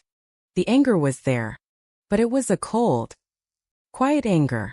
It was the anger of the lab. It was a finish cycle's anger. My mind went back to the graduation dinner, to the white Mercedes, to the blurry screenshot of my father's notes app, 529 drawdown transfer complete. I needed more data. I needed to connect the dots. I booted my laptop. I went to a vehicle data broker site I'd used once for AO. I ran a full VIN lookup on a white current year Mercedes C-Class registered in Red Rock, New Mexico. I had to pay $20 for the full report, but it was the best $20 I'd ever spent. The report pinged back in 2 minutes. It showed the full vehicle history, the dealership, the date of purchase, and the financing details. It listed the co-payers, Greg Ellison and Avery Ellison. And there, halfway down the page, was a red flag. A co-heir shortfall. A balloon payment on the financing had been missed. The finance company had issued a default warning. I looked at the date of the warning. It was 4 days before my joint graduation dinner. I looked at the date of the 529 drawdown on my screenshot. The day after the warning. The transfer complete was dated 2 days before the dinner. The amount was not listed, but the timing was everything. The pieces clicked into place with the cold, hard sound of a deadbolt. The Mercedes wasn't a graduation gift. It was a bailout. They hadn't bought her a new car. They had saved her from a default. They had covered her financial failure. Her maybe. And they had used my college fund. The money I had never been offered. The money I had earned to do it. I closed the laptop. The data was clean. The theft was no longer a suspicion. It was a ledger. And it was time to collect. The day after the VIN lookup, I was on the phone before the sun was up. My voice deliberately calm. I was navigating the automated menu of the investment firm that managed the state's 529 college savings plans. I gave them my social security number, my date of birth. I requested a full itemized accounting history of the custodial account held in my name. Chloe Allen. The man who eventually picked up was polite, his voice smooth with a practiced corporate empathy. "For Miss Allen, let me access those records for you." I was on hold for 6 minutes, long enough for the coffee I was brewing to turn bitter on the hot plate. When he returned, the smooth empathy was gone, replaced by a tight, cautious professionalism. "Mom, I do see the custodial account you're referencing. However, that account was closed out approximately 2 years ago. The funds were transferred by the listed custodian, Mr. Greg Ellison. I was 24 years old 2 years ago," I said, my voice flat, holding the phone steady against my ear. I was the beneficiary of legal age. That transfer would have required my written consent. There was a pause and the click of a keyboard. "Ah," he said, the sound clicking like a lock. "I see. Actually, the funds were not withdrawn by you. They were transferred into a guardian-held sub-account, which was subsequently liquidated per the statute." The webinar. The memory hit me, sharp and cold. "The guardian sub-ac account loophole," I said. It wasn't a question. The man was silent. Yes. That is the correct designation for the financial vehicle. The transfer was authorized by the custodian. All actions were handled according to the bylaws of the account." "Bylaws?" I repeated. The word tasted like ash. "Thank you. Please mail me a complete hard copy paper record of that transaction, the sub-ac account creation, and the final liquidation. Send it to my address in Gallup." I hung up. It wasn't a mistake. It wasn't an oversight. It was a strategy. My father had used a corporate structure designed to protect minors to legally defraud his adult daughter. The 529 drawdown wasn't just theft. It was a neat piece of financial engineering. I had one piece of paper. I needed another. I drove the 2 hours from Gallup back to Red Rock. I didn't go to my parents' house. I went to the county courthouse. I took Nana Rose's cigar box with me. I bypassed the main records desk and went straight to the archives, asking for the incorporation documents and original bylaws for the Red Rock Irrigation Cooperative dated 1934. The woman at the counter, who looked like she'd been there since 1934, peered at me over her glasses. "Those are deep archives, honey, stored off-site." "I'll wait," I said. She must have seen the look on my face, the kind of patient, grinding rigor that doesn't blink. She sighed.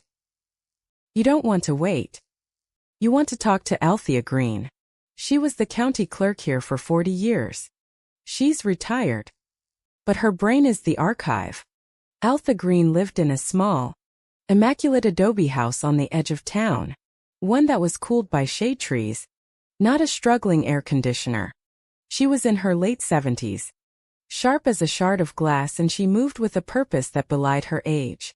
I didn't give her my life story. I didn't cry. I gave her the watershare certificate. She held it up to the light, her fingers tracing the faded embossing.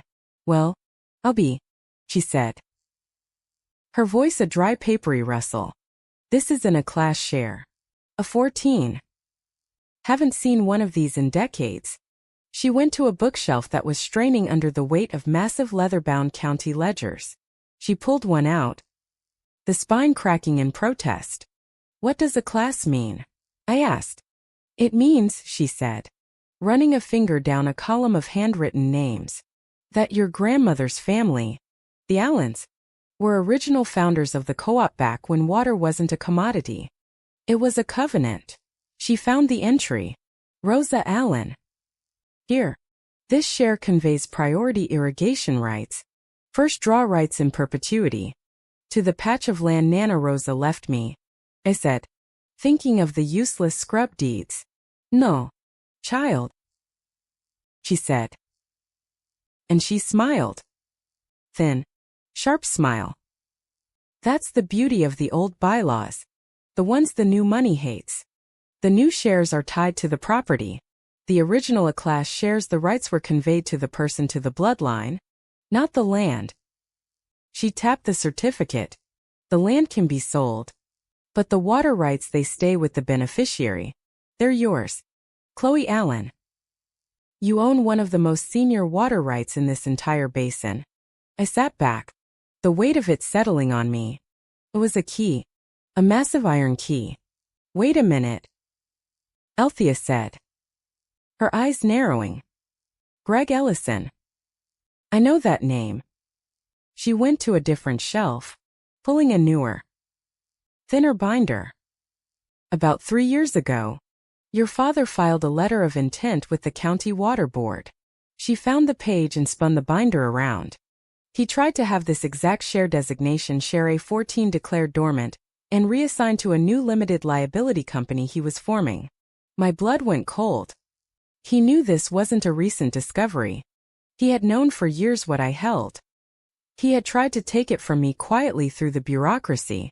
His letter was denied, Althea said, closing the book with a definitive thump. Bylaws are bylaws. He couldn't prove dormancy, and he couldn't prove lineage. She looked at me over her glasses. Looks to me like you're holding a very powerful card. Child. What are you planning to do with it? I'm planning to finish a cycle, I said. My next call was to Professor Jameson Vale. I laid it all out. My voice is cold and objective as if I were reading a data log. The 529 liquidation. The IP theft on Avery's pitch deck. The A-class water share certificate. And Greg's failed attempt to seize it. He was silent on the other end of the line for a long time. When he finally spoke, his voice was rougher than I'd ever heard it. Rigor, he said. They hate it. It exposes them. They will call this an ethics problem. Chloe. It is not. It is a battle line. He gave me a phone number. Mesa Valley State. The Student Legal Clinic. They're run by a woman named Alvarez who used to be a state prosecutor. They're young. They're hungry. And they despise corporate fraud. I've already wired them a retainer in your name. The legal clinic was a chaotic fluorescent lit office above a 24-hour taco shop. It was staffed by third-year law students who looked as exhausted and over-caffeinated as I had been in college. The lead student, a young man named Ben, listened as I laid out the documents, my voice never rising. When I finished, he looked at the 529 transfer letter, at the photo of Avery's graph, and at the water certificate. His eyes were wide. This is, he said, almost giddy. This is clean. The 529 transfer is a clear-cut breach of fiduciary duty. IP. Your time-stamped private repository versus her public pitch deck. That's a textbook case for misappropriation. And the water rights. He grinned. That's not a legal case. That's a hammer. For the next 2 days, we worked. We weren't suing. Not yet. We were preparing an offensive. They drafted 2 documents. The first, a formal demand for a full and complete accounting of the 5 and 29 custodial account. The second, a sharply worded cease and desist letter to Avery Ellison Labs for intellectual property misappropriation, citing the specific visual evidence of my autocalgraph. While they drafted, I did my own outreach. I found the name of the smirking analyst from Jasper Pike Capital, the young sharp one who had taken pictures. I sent him an email from my official Desert Bloom Cooperative LLC. Address subject due diligence follow-up Avery Ellison Labs Desert Bloom Cooperative. The thank you for visiting my test site in Gallup, as you are a potential investor in a related technological field. I thought you might find the attached technical history of my AutoCal PI script and its data signatures illuminating for your firm's due diligence. I attached a simple 2-column PDF column A screenshot of my original timestamped code, commit from my private repository showing the error logs from the tow yard interference. Column B. The high-resolution photograph I had taken of Avery's pitch deck showing my identical rebranded graph. I didn't add a single word of commentary. I didn't accuse. I let the data speak for itself. The reply came 3 hours later. It was one line from his corporate email address. Keep me posted. I smiled. It was all I needed. He was spooked. His firm was about to invest millions of dollars in a company whose core technology was demonstrably stolen. He wasn't my ally. But he was a variable I could now predict and control. Now for the hammer. I called Diego Prieto at the Gallup Water District. Hey, Diego. Hypothetical question. Do you guys ever share monitoring data with the Red Rock utility? Share it? He laughed. We're on the same basin grid. Chloe, we have to. Why? Are you monitoring any new Hydra commercial installs at the Red Rock Galleria? The AI greenery startup? He said. His voice instantly recognizing it. Funny you ask. They're a nightmare. Pumping way beyond their commercial allocation. Trying to run what's essentially an agricultural operation in a retail zone. They've already got 2 citations for overuse. Management is screaming. Why Avery Ellison Labs? I said. That's the one. That was it. Her entire business model, the lush retail environments, was dependent on cheap, high-volume water. And she was already in violation. I hung up and looked at Nana Rose's certificate. I knew exactly what to do. I didn't need a courtroom. I drove back to Althea Green with her help. I drafted a new document, a notice of assignment of priority water rights. It was a simple 1-page form. I walked it over to the county clerk's office.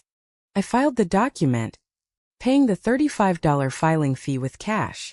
It was now a public record. The notice was simple. It stated that Sheriff 14, the priority first draw right held by Chloe Allen, was being assigned, not sold. Assigned to whom?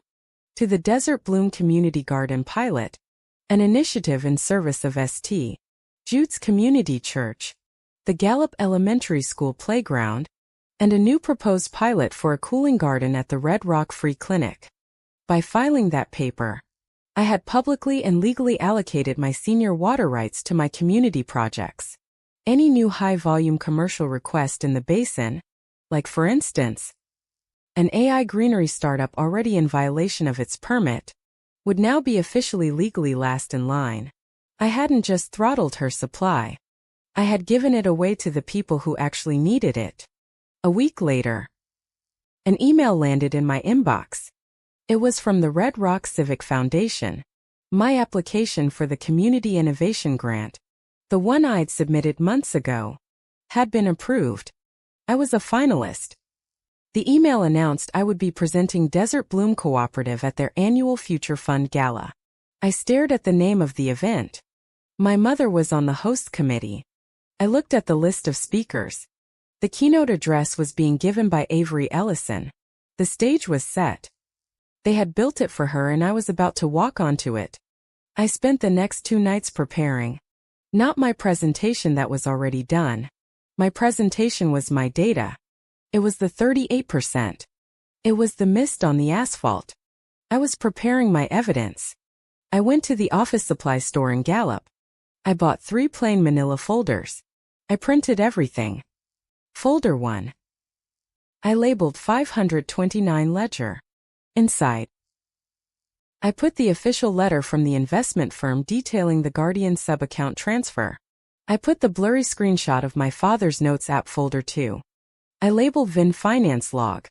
Inside, I put the vehicle history report for the Mercedes, the flagged co-air shortfall, and a timeline aligning the 529 withdrawal with the car payment. A neat, devastating arithmetic. Folder 3. I labeled IP mirror. Inside, I put the side-by-side comparison of my code and her graph. I put a copy of the cease and desist letter from the student legal clinic, ready to be served. Finally, I designed a simple, clean QR code on my laptop. I printed it onto a stack of my new Desert Bloom business cards. The code pointed directly to a public link. The link contained my timestamped code repository, the PDF of my public filing watershare assignment, and the Desert Tech That Actually Works article. Sunlight. I had my presentation. I had my folders. I had my QR codes. I stood in my small room, the swamp cooler rattling in the window.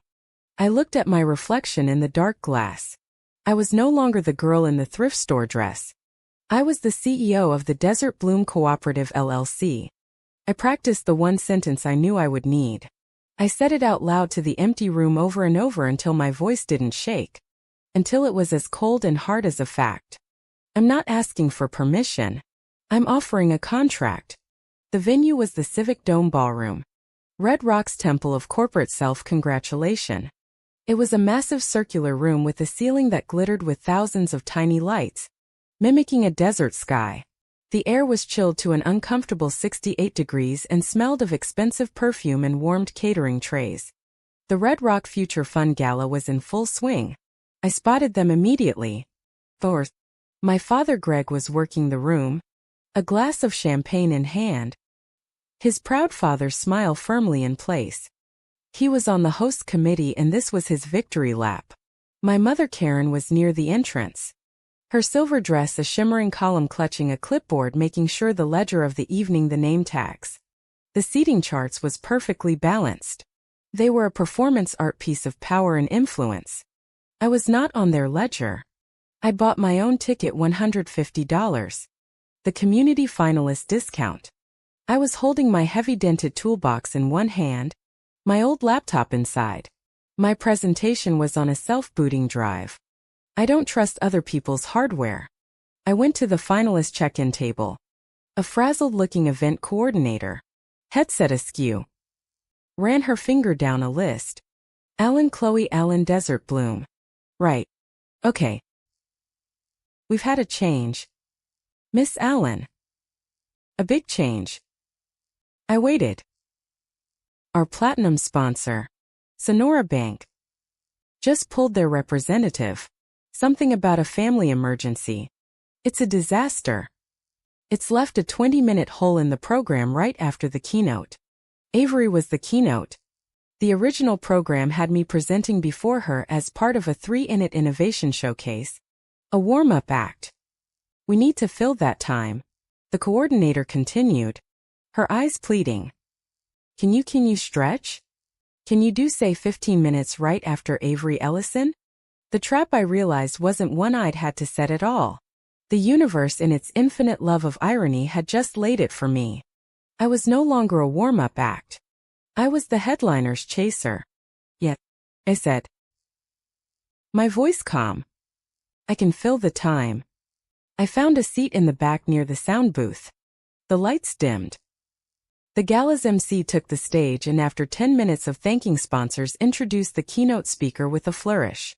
She's a visionary, a leader in data-driven consumer engagement, a graduate of Sonora Tech, and the founder of the revolutionary Avery Ellison Labs. Please welcome my personal friend and the future of Red Rock, Avery Ellison. Avery walked onto the stage to a wave of applause, much of it led by our father. She was magnificent. She was wearing the champagne-colored suit I'd seen in the courtyard, tailored to perfection. She glowed. Her presentation was flawless. It was a masterpiece of corporate storytelling. The title slide read, AI for Living Retail, a Synergistic Future. She spoke with an easy practice charisma. She never used a simple word when a complex one would do. She wasn't building planters. She was curating biophilic consumer touchpoints. She wasn't watering plants. She was deploying adaptive growth algorithms to optimize atmospheric retail resilience. The investors, including the team from Jasper Pike, were eating it up. They were nodding. They were captivated by the performance. Then she got to her big technology slide. The secret sauce. But how do we do it? She said, her voice dropping to a conspiratorial whisper. How do we create a system so smart, so responsive that it can anticipate a plant's needs before the plant even knows it? She clicked the remote. It's a proprietary data model we call the Dawn Cow. Her voice trailed off. The slide that appeared on the massive 30-foot screen behind her was not a sleek branded champagne and teal graph. It was my graph. It was a raw, ugly screenshot from my laptop, my debug interface. It had my file name in the corner. AutoCal v3. Towyard test 430M. JPG. It had my raw unrounded numbers. It had my functional garish green and red data lines. And it had clear as day my exact timestamps showing the radio interference from the tow yard followed by the perfect flat line of my calibration. The ballroom went utterly silent. Avery froze. Her smile. The brilliant CEO smile was a rich of panic. She clicked the remote. Frantic. Repetitive click. Click, click. The image didn't change. The tech booth was scrambling. Excuse me, she stammered, her voice a full octave higher. A technical glitch. Murmurs started to ripple through the room. People were leaning in. Squinting. What does that say? Tow yard. I just sat there in the back, my hands resting on my toolbox. I didn't flinch. I didn't smile. I hadn't done this. I didn't have to. This wasn't a hack. This was a failure of rigor. This was a clerical error of profound, beautiful stupidity.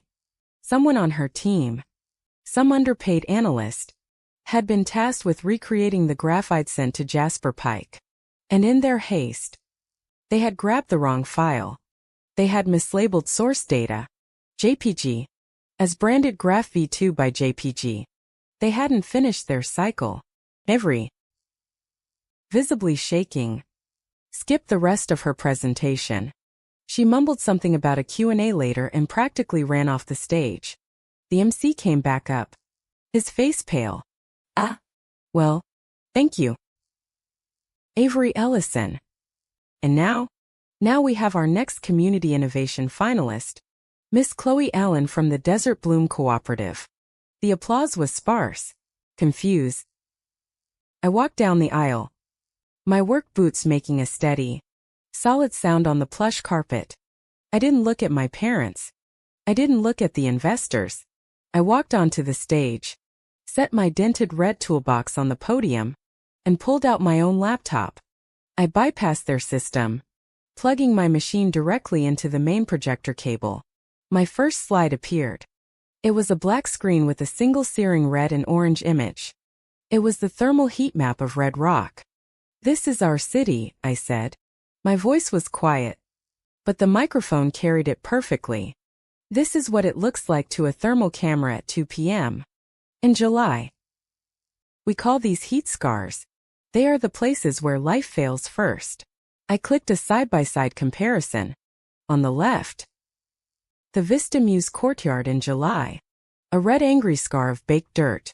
On the right, the same courtyard in August, now a cool deep blue, dotted with green. This is the same courtyard 1 month after I installed my system. I don't call it a bophilic touchpoint. I call it a cooling garden. My name is Chloe Allen. I run the Desert Bloom Cooperative. I clicked again. The elementary school playground. The kids running through the misters. We don't use jargon. We use measured results. A Vista Muse. We cut water usage by 38%. On this playground, we lowered the asphalt temperature by 15 degrees in 10 minutes, allowing recess to happen for the first time in a week. We are not reimagining retail. We are saving summers. The room was silent, but it was a different kind of silence. It was the silence of people who are actually listening. I didn't do this alone. This work is only possible through partnerships. Partners like the Gallup Water District and partners here in my hometown. I put up the next slide. It was a high-resolution scan of Nana Rosa's certificate. I want to thank the Red Rock Water Cooperative by name. My grandmother Rosa Allen left me her A-Class Priority Water Share certificate. It's one of the most senior water rights in this entire basin. I could feel my father's eyes on me. I didn't look at him. This morning, I filed a public notice of assignment. These priority water rights are now permanently committed to the Desert Bloom Community Garden pilot. This means the water from this share will go to public planters, to school playgrounds, and to the Red Rock Free Clinic. First. Community first. I let that hang in the air. Let the investors, the city council members, and the water utility board members in the room understand the subtext. Her AI greenery already cited for overuse was now officially at the very end of the line. Then the final slide. It was almost blank white with my simple black logo, my email address, and 3 large clear QR codes on the screen. I had labeled them. The first 529 ledger. The second VIN finance log. The third IP mirror. My business is built on 3 simple principles, I said. My voice as calm and steady as the data line from my AutoCal script. 1. Stewardship. We don't waste water. We believe our city's resources are for our community, not just for consumer-facing displays. 2. Attribution. We credit our sources. We believe in showing our work. We believe that the person who builds the technology should own the technology. 3. Presence. We don't hide our data. We are not a maybe. We are a result. We believe in sunlight and we invite all due diligence for any partner who believes in it too. I motion to the screen. These codes lead to our public record, to our financial transparency, our asset logs, and our time-stamped code repositories. I saw him. The young Jasper Pike analyst. The one who had smirked in my courtyard. The one who had received my email. His phone was out. He scanned the first code, then the second, then the third. His face went from pale to ashen. He looked at Avery, who was hiding in the wings. He looked at my father, who was frozen. The analyst didn't run. He stood up deliberately, his phone already to his ear, and he walked calmly out of the main ballroom entrance, already talking. I scanned the room. I saw my mother, Karen.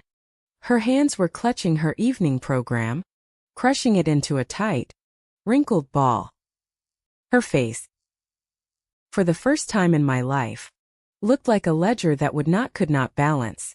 I saw my father, Greg Ellison. The proud smile was gone.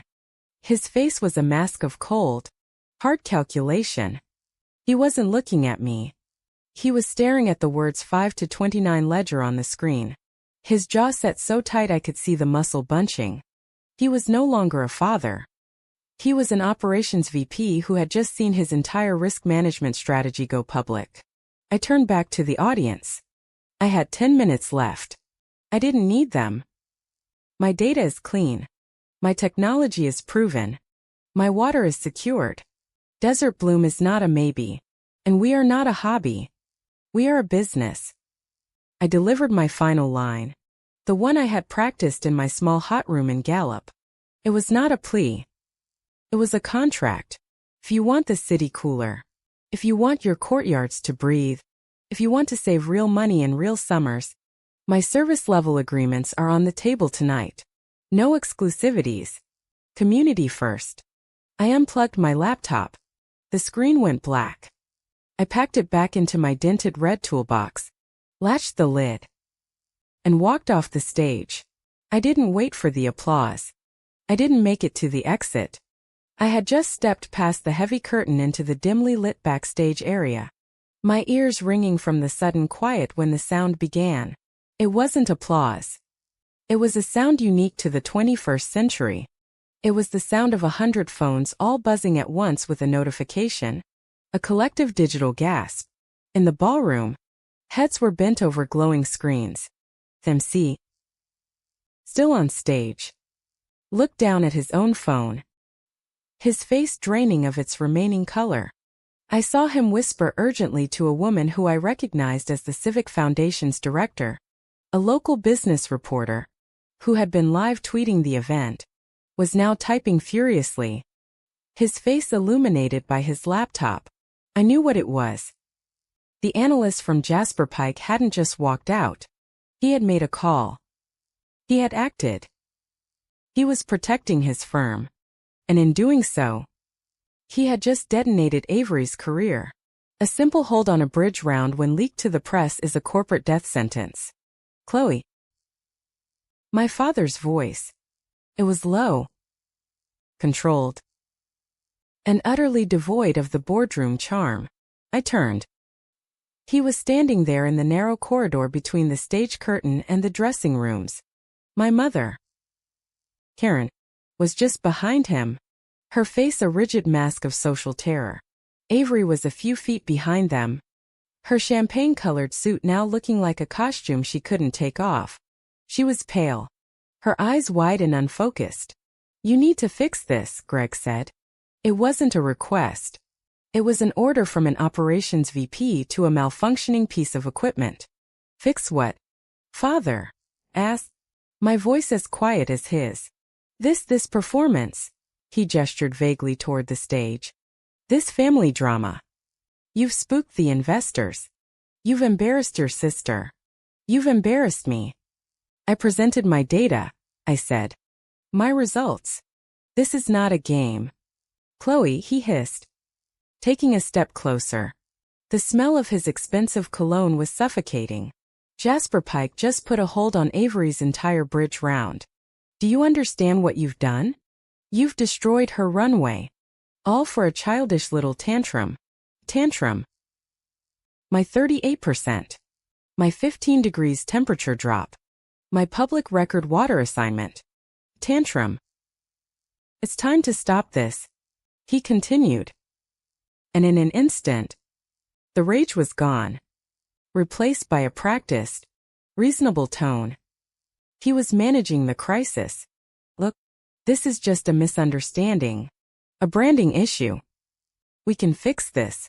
"Oh yes, a centralized brand. That's the solution." He was pacing now. A single step in each direction. Pitching.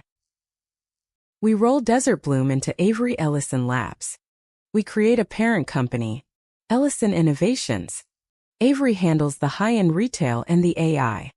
You can handle the community side, the nonprofit wing. It's perfect.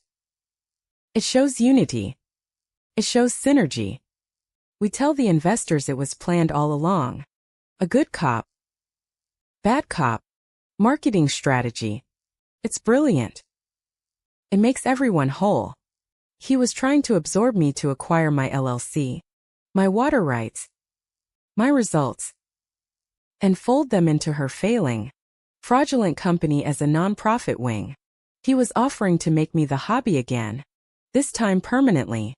"It's a very generous offer, Greg," Karen said, her voice trembling slightly. "A way to centralize the family brand, to show a unified front." I looked at her. A unified front. Yet, Chloe. Family unity. She pleaded. And now her eyes were wet. "Think of the optics. What will people say?" The optics. The ledger. It was always the ledger. I didn't say anything. I just placed my red-dented toolbox on a rolling stage case. I clicked open the latches. The sound was obscenely loud in the quiet corridor. I took out the 3 manila folders. "You're right," I said. "Let's talk about a unified front. Let's talk about the numbers." I opened the first folder, the one labeled 529 ledger. "Let's start with my college fund." Greg's jaw set. The reasonable negotiator evaporated, leaving the cold, hard man underneath. "I have here," I said, holding up the official letter from the investment firm, a record of a custodial account in my name, and a record of its liquidation. It was transferred into a Guardian-held sub-account and withdrawn. I held up the blurry screenshot of his Notes app. The transfer was completed just 2 days before the joint graduation dinner. 2 days before you told me I never finish anything and that you can't invest in a maybe. I held the letter closer to him. But the most interesting part is the signature authorization. You see the Guardian authorization you used. It's only valid for a minor. I was 24 years old of legal age, which means this wasn't a transfer. It was a breach of fiduciary duty. It was theft. Now, Chloe, Karen started, her hand fluttering to her throat. I'm not finished. Mother. I dropped the 529 papers on top of the toolbox and opened the second folder. VIN finance log. I was wondering where that money went. It was a significant sum. But then I found this. I held up the vehicle history report for the white Mercedes C-Class. Avery's graduation gift. Avery flinched as if I'd slapped her. It wasn't a gift. Was it? It was a bailout. This report shows a co-heir shortfall warning issued by the finance company 4 days before the dinner. You were in default. You were about to lose the car. The gift was a lie to cover a failure. I held up my timeline. The 2 sets of dates aligned in a neat, devastating arithmetic. And the amount of the 529 withdrawal. The one you stole from me. It's a perfect patch for the financing shortfall almost to the dollar. You didn't invest in Avery. You used my money to cover her loss. You used my maybe to finance her failure. Greg said nothing. His face was granite. And then I said, my voice dropping, there's the matter of the product itself. I opened the third folder. IP mirror. I didn't look at Greg. I looked at Avery. You told me to join your deck. I said. The problem is my work was already on it. I held up the side-by-side comparison. My ugly timestamp debug screen on the left. Her sleek champagne-branded graph on the right. You stole my code. You stole my data signature. You stole my result and called it your own. I didn't. She stammered, shaking her head. It was an inspiration. A proof of concept. Don't, I said. My voice cold. Don't lie. Not now. I pulled out the final piece of paper from the folder. It was another screenshot. This one had been sent to me by the Jasper Pike analyst just 30 minutes ago. Forwarded without comment. It was an internal document from Avery's team. It was the original borrowed graph, and in the notes section of the slide, a junior analyst had written a simple damning sentence placeholder: borrow from CA files until we can build our own. JBCA Chloe Allen. I held it up for Avery to see. You didn't just borrow it, Avery. You built your entire pitch deck on a placeholder you never replaced. You tried to get millions of dollars of funding for a revolutionary technology that you don't even own, and your team doesn't even understand. You didn't just lie to me. You lied to your investors. Avery made a small choking sound. She looked like she was going to be sick. She turned to Greg, her eyes wide with panic. I didn't know about the 529. Dad, I swear I didn't know. And in that moment, I believed her. She was a liar and a thief. Yet, but the 529, that was a piece of financial engineering. That was my father's work. She was just the beneficiary. I was the collateral. This is a family matter, Greg said. His jaw so tight the words barely escaped. He was looking past me at the stage door. The MC was frantically gesturing to the foundation director. It was a family matter.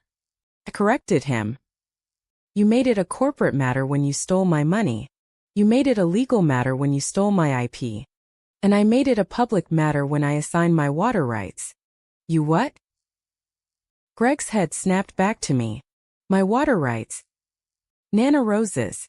I assigned them to the community. They are public record. Your daughter's entire business model, which I understand is already in violation of municipal pumping allocations, is now officially last in line. There is no Avery Ellison Lab's father not without water. Karen finally broke. But it wasn't just a breakdown. It was a careful, calculated one. She didn't sob. She didn't wail. Her body didn't shake. She just stood there. Her hands clasped as two perfect, soundless, careful tears rolled down her makeup. It was a performance of motherhood. A plea for sympathy designed to make me the villain. Chloe. Please. She whispered. The tears tracking perfectly. Your sister. Your family. We can't be seen like this. Seen. Not be seen. The MC and the foundation director were striding toward us. The show was over. The reckoning was here. Mr. Ellison. Mrs. Ellison. The director, a formidable woman in her 60s, did not look pleased. I must ask you to step aside. The board is voting now. Helen. Greg started, turning his negotiator charm on her. This is just a family spat. It's a grant voting matter. Greg. She snapped, cutting him off. And a municipal one. She looked at me, her eyes sharp. Miss Allen. The board was impressed. We've just held an emergency vote. She cleared her throat. And in that moment, the first push alert hit everyone's phone. Red Rock Independent. Sisters at odds over civic innovation. AI greenery. Startup funding halted. IP audit suggested. My mother saw the headline over the director's shoulder and let out a small, sharp gasp. The director ignored her. The Red Rock Civic Foundation hereby awards the $50,000 Community Innovation Grant to the Desert Bloom Cooperative LLC. $50,000. Furthermore, she continued, the city council members present in light of your data and the new information regarding water use violations have authorized a municipal pilot. We are funding Desert Bloom to install and manage cooling corridors in 6 designated hot zones across the city. Congratulations, Miss Allen. I just nodded. I felt nothing. Just the cold, clean click of a cycle finishing. This is not over. Greg snarled, his mask completely gone. He was just a man who had lost a negotiation. Yet, it is, I said. I turned to them. My family. The 3 of them. A portrait of ruin. You have 2 options, I said. My voice the quietest it had been all night. You can give me the apology you think I want. You can plead family and I will walk these 3 folders and the formal notarized complaint from the Mesa Valley Legal Clinic into the district attorney's office tomorrow morning. I will pursue a full fraud and IP theft lawsuit and I will win. Greg's eyes narrowed. He knew I would. Or I said, we can settle this right now here the way I want. What? What do you want? Avery whispered. Her face was ashen. I looked at her. I don't want your apology. It's worthless. I don't want your excuses and I don't want your money back. I want you to pay it. Not to me. I pulled a single folded piece of paper from my back pocket. It was a new legal document drafted by the clinic. A settlement and repayment agreement. This document requires you, all 3 of you, to repay the full amount of the 5 and 29 withdrawal plus interest plus a punitive amount matching the value of the municipal pilot. Chloe. That's Greg began. It's not a negotiation, I said. The funds will not be paid to me. They will be paid in quarterly installments into a new publicly administered scholarship fund. It will be called the Nana Rosa Present Scholarship. It will be managed by the Civic Foundation, and it will be awarded annually to a graduate from Mesa Valley State who is studying sustainable systems. I was taking their theft and laundering it into a legacy. My legacy. Nana Rosa's legacy. If you sign this, the civil complaint is dropped. The cease and desist is filed away. I don't go to the DA. You will still have to deal with Jasper Pike. You will still have to deal with the water board. That is your problem. That is the cost of your results. But this is my boundary. A public scholarship in lie of a private apology. Sign it or I walk. I held out the pen. Avery, without a moment's hesitation, lunged forward and grabbed it. "'Kay," she said. Her voice a raw whisper. "'Kay, I'll sign." She found a flat spot on the wall and scrolled her name, her hand shaking so badly it was barely legible. Greg Boat. He stared at the paper as if it were poison. "You're extorting us." "I'm offering you a contract," I said. "It's the only one you'll get." Karen was still crying her silent, perfect tears. She looked at Greg, then at me, then at the headline on the phone. She looked at her ruined reputation, her unbalanced ledger. She picked up the pen from Avery and signed her name. All eyes went to Greg. He was the custodian, the patriarch, the man whose signature had started it all. He stood there for a full 10 seconds. He was cornered and he knew it. The public humiliation of a DA investigation, the stockholder lawsuits at Fathom Metrics. He was calculating the cost. He snatched the pen from Karen's hand. He didn't sign his name. He initialed it. A single sharp angry G. It was enough. I took the paper. I folded it. I put it in my pocket. I left the 3 manila folders, the evidence now rendered inert on top of the stage case. Turn, leaving them in the dim backstage light. I picked up my red toolbox, my laptop inside, and I walked out the stage door into the cool, dark New Mexico night, the $50,000 grant and the municipal contract in my pocket. I didn't look back. The city council chambers were packed. It was a Tuesday night, a procedural meeting, but the room was overflowing. The fire marshal was standing by the door, his arms crossed, looking unhappy about the people standing in the aisles. They weren't there for a zoning dispute. They were there for agenda item, a 4B proposal to approve municipal service contract for Desert Bloom Cooperative LLC, and official recognition of the Red Rock Cooling Corridor Initiative. I was sitting in the front row reserved for presenters. I wasn't wearing a suit. I was wearing my work khakis, my steel-toed boots, and a clean black polo shirt with my small Desert Bloom logo stitched on the chest. My red toolbox was on the floor at my feet. My family was there. I felt their presence like a drop in barometric pressure. They were sitting 3 rows back in the public seating. Greg, Karen, and Avery. All in a neat, silent line. They looked smaller here. In a room that wasn't theirs. A room of public record. The agenda item was called the councilwoman who had championed the pilot, a sharp woman named O'Keefe. Read the proposal into the record. The pilot program, she summarized, has in its initial 8-week run shown remarkable data. The foundation is fully in support. But this is a municipal contract. We need to hear from our city staff. She looked to the side. Mr. Prito from the Water District. Diego Prito walked up to the podium. He wasn't in his blue work uniform.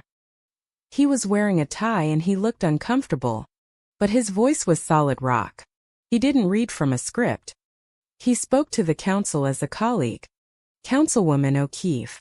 Members of the council. I'm not a tech guy. He began.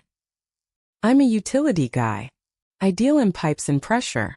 For the last 2 years, my team has been battling hydrant flush demand and critical pressure drops in the hot zones, the ones Miss Allen mapped. We were losing water and we were losing pressure. It was a public safety issue. He pointed to me. Her system, the Desert Bloom grid, isn't just a fancy sprinkler. It's a demand management tool. In the 6 pilot plots, our municipal water use in those zones is down by double digits. Not 2%. Double digits. A murmur went through the room. Double digits was a number that saved millions of dollars. But that's not the number I'm here to talk about. Diego continued. his voice getting quieter and by extension more powerful. I shared our data with the free clinic and with county EMS in those same 6 hot zones during the 8-week pilot heatstroke-related ER visits dropped to 0. Not double digits. 0. The room was absolutely silent. He had just drawn a straight line from my code to a human life. We need this, he said simply. Our pipes need it and our people need it. Thank you. He sat down. Thank you, Mr. Prieto, Councilwoman O'Keefe said, her voice a little thick. We also have a public comment from Professor Jameson Vale. Professor Vale walked up to the podium. He was wearing his best jacket, a worn tweed sport coat that still smelled faintly of dry earth and old paper. He adjusted the microphone. He looked at the council. Then his eyes found me in the front row. He smiled. A small, almost imperceptible lifting of the corner of his mouth. He cleared his throat. She finishes cycles, he said. That was it. He didn't say another word. He just nodded to the council and walked back to his seat. A ripple of confused, quiet laughter went through the room. But Councilwoman O'Keefe was smiling. She understood. Thank you, Professor, she said. The chair now calls for a vote. All in favor of approving the municipal service contract for the Desert Bloom Cooperative. The ayes were a loud chorus. All opposed. A single nay from a notoriously difficult councilman, who hated all new spending. The motion passes 6-1. O'Keefe announced. Applause started slow at first, then pinching the room at the edges, growing into a full sustained ovation. It wasn't the polite curated applause of the gala. It was the sound of a community grant. The gavel sounded a sharp crack that cut through the noise. It wasn't a sound of order. It was the sound of a gate unlocking. And now? O'Keefe said, smiling, I'd like to invite Miss Allen up to say a few words. Point of privilege. Madam Chairwoman. My father's voice. Greg Ellison. On his feet in the aisle, the room went silent. The applause died instantly. Murmurs rippled. He was off script, violating the sanctity of the public record meeting. Madam Chairwoman, he said, his voice full of a practiced fatherly emotion, his hand on his heart. If I may, I'd just like to say a few words as a proud father. I saw Councilwoman O'Keefe's eyes narrow. She did not like this. He was turning her chamber into his stage. He was about to perform to re-enter the narrative to centralize the brand as he'd said. He was going to claim my victory as his own as an Ellison family success to try and save his own reputation in front of the entire city government. I didn't let him. I stood up but I didn't face the aisle. I didn't look at him. I turned my back on him and I faced the dais. I faced the council. I walked to the podium and took the microphone. He was left standing in the aisle, his mouth open. His performance cut short. Councilwoman O'Keefe. Members of the council. Mr. Prieto. Professor Vale. I said. My voice steady. Amplified. Thank you. I want to thank the partners who made this possible. The Gallup Water District. The Red Rock Civic Foundation. The Student Legal Clinic at Mesa Valley State. The custodians and school nurses of our public schools. I reached into my pocket, but I didn't pull out a speech. I pulled out a single folded document, the settlement. But most of all, I said, I want to announce the first official partner of the Cooling Corridor Initiative. I walked over to the city clerk who sat just below the D's. Tonight, I said, my voice ringing out, I am handing the clerk a filed satisfaction of claim. It notes that the very first repayment, a significant one, has just cleared. It is the first installment into a new scholarship fund administered by the foundation. I handed her the paper. She took it, stamped it, and made it public record. It is called the Nana Rosa Present Scholarship, I said. Turning back to the room, And it will be funded in perpetuity by the Ellison family to ensure that students at Mesa Valley State can build their own futures. I locked eyes with my father. His face was white. I had just publicly announced his punishment, but I had framed it as a donation. I had taken his proud father narrative and nailed it to the wall, turning his shame into my legacy. He slowly, stiffly sat down. I turned my head just slightly to the third row to Avery. She was looking at her hands in her lap, her champagne-colored suit now just a piece of cloth. I spoke, my voice steady. Not for the microphone, but just loud enough for her to hear. You built what you believed in, I said. So did I. She looked up, her eyes wide. Keep your car. I said. I'll keep my name. I turned back to the podium. I didn't say anything else. I didn't have to. I pocketed my pen.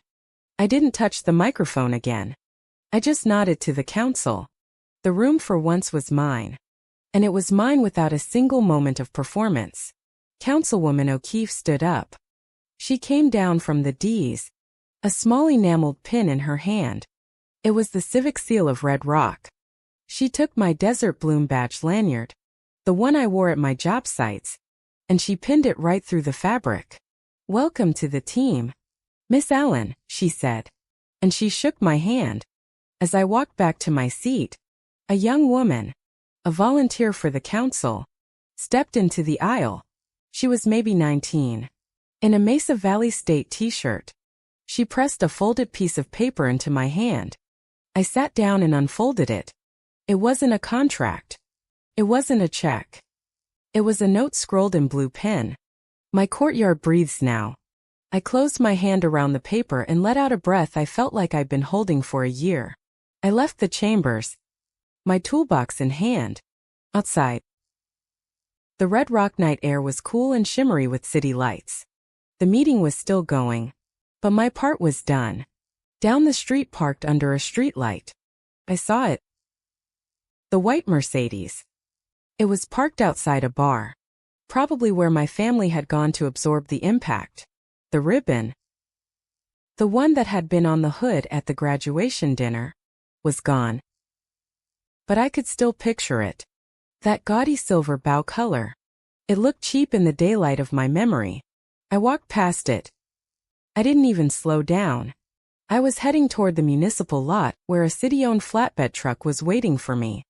It was already stacked high with spools of drip line, boxes of sensor nodes, and 300 bare root seedlings. They were the only keys I ever needed. I put my toolbox in the cab, climbed up, and turned the ignition. As I pulled out onto the street, I hit the switch for the new system we just installed on this block. I heard it. The sound of valves opening. The hiss of a dozen misters I had installed just yesterday coming to life. And as I drove away, I saw it in my rearview mirror. The city's first cool mist, combing a summer that was finally learning to forgive. Thank you so much for listening to this story. I'd love to know where you're listening from. So, please comment below and let's share our thoughts.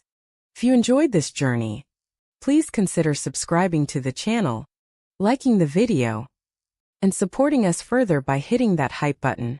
It really helps get these stories out to more people.